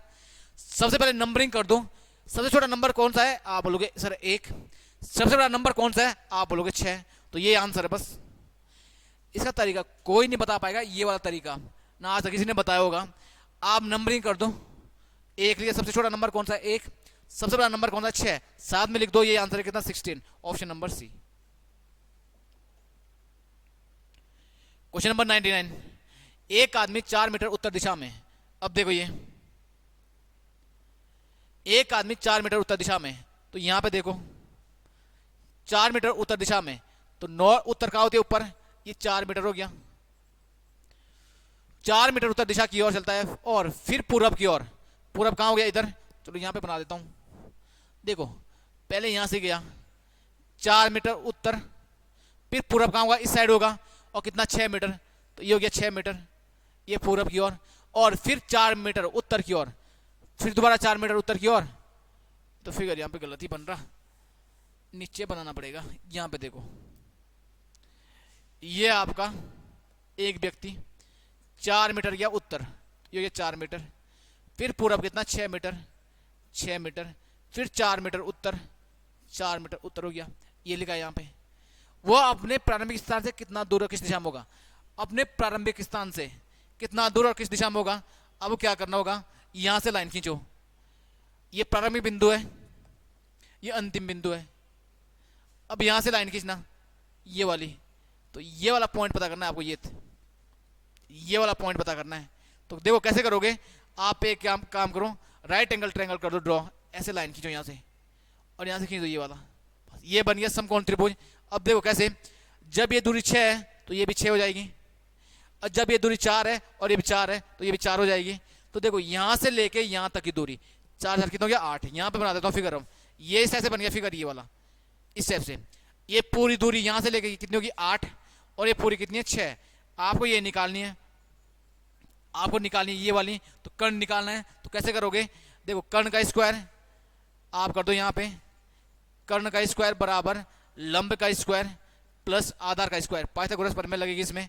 तो देखो कर्ण तो में निकालना है, तो 6 का स्क्वायर प्लस 8 का स्क्वायर, आप बोलोगे 6 का स्क्वायर प्लस 8 का स्क्वायर, 6 का स्क्वायर कितना हो गया 36, 6 का स्क्वायर कितना हो गया 36, और प्लस 8 कितना हो गया 64, इन दोनों को जोड़ोगे कितना 100, लेकिन यहाँ पे कर्ण का स्क्वायर है तो अंडर रूट लगा दोगे तो कर्ण बराबर ये आ गया अंडर रूट 100, और अंडर रूट 100 किसका 10 का, 10 का स्क्वायर होता है। तो देखो option number D, option number D इसका राइट आंसर। ठीक है, तो इसका आंसर हो गया 10। क्वेश्चन नंबर लास्ट देखो, यदि रमेश को लगता है कि वह लड़कों की एक पंक्ति में दाएं से 12वां और बाएं से चौथा है, चौथा, तो बाएं से देखो दाएं से 12वां और दाएं से 12वां और बाएं से कितना चौथा। तो आपको बताना है कि लड़कों चौथा है तो लड़कों को और कितना जोड़ा जाएंगे, कुल 28 हो जाए ये है। तो मैंने बताया था जब भी टोटल निकालना होना तो राइट प्लस लेफ्ट माइनस 1 होता है, टोटल बराबर राइट प्लस लेफ्ट माइनस 1, लेकिन राइट और लेफ्ट होना चाहिए एक ही व्यक्ति का। तो देखो इन्होंने बोला है टोटल कितने दिए 28 होने चाहिए, तो लिख दो 28, सॉरी टोटल निकालना है तो टोटल निकाल दो पहले। राइट दाएं से कितना है 12 एक ही व्यक्ति का प्लस, और लेफ्ट से कितना है चौथा माइनस 1, ये होना चाहिए। तो 12 प्लस 4 16 माइनस कितना 15, तो कितने हो गए जी 15। इनके अनुसार 15 है। यदि रमेश लड़कों की एक पंक्ति में दाएं से 12वां है और बाएं से कितना है चौथा, तो 12 प्लस 4 कितना हो गया 15, 12 4 16 माइनस से कितना 15, यानी इनके अनुसार कितना हो गया 15। लेकिन इन्होंने बोला कि कितने और जोड़े जाएं व्यक्ति कि 28 हो जाए, तो 15 व्यक्ति हो गए ना, तो कितने में और जोड़ोगे 28 हो जाए, तो 28 में से 15 कर दो माइनस, 28 माइनस 15 कितना बोलोगे 13, यानी कि 13 व्यक्ति और चाहिए, तब इसका आंसर कितना आएगा 28 आएगा। ऑप्शन नंबर सी इसका राइट आंसर। समझ में आया सभी को? तो ये था आज का पेपर सैटरडे वाला, तो देख लीजिए। बाकी ये है, अगर क्या कहते हैं आप एक काम कीजिए, अगर आपको पेपर की पीडीएफ चाहिए तो क्या करना, टेलीग्राम पे क्लिक करना, टेलीग्राम ज्वाइन कर लेना सभी लोग, और टेलीग्राम पे क्या सर्च कर लेना आप, ऊपर देखो हमारा चैनल है, सर्च कर लेना आप ऊपर, यहाँ पे दिखा देता हूं मैं, शिखर क्विज ग्रुप दिख रहा सभी को, यहाँ पे देखो यह शिखर क्विज ग्रुप के नाम से होगा, शिखर क्विज ग्रुप, ये लोगो लगा होगा, इसको ज्वाइन कर लेना।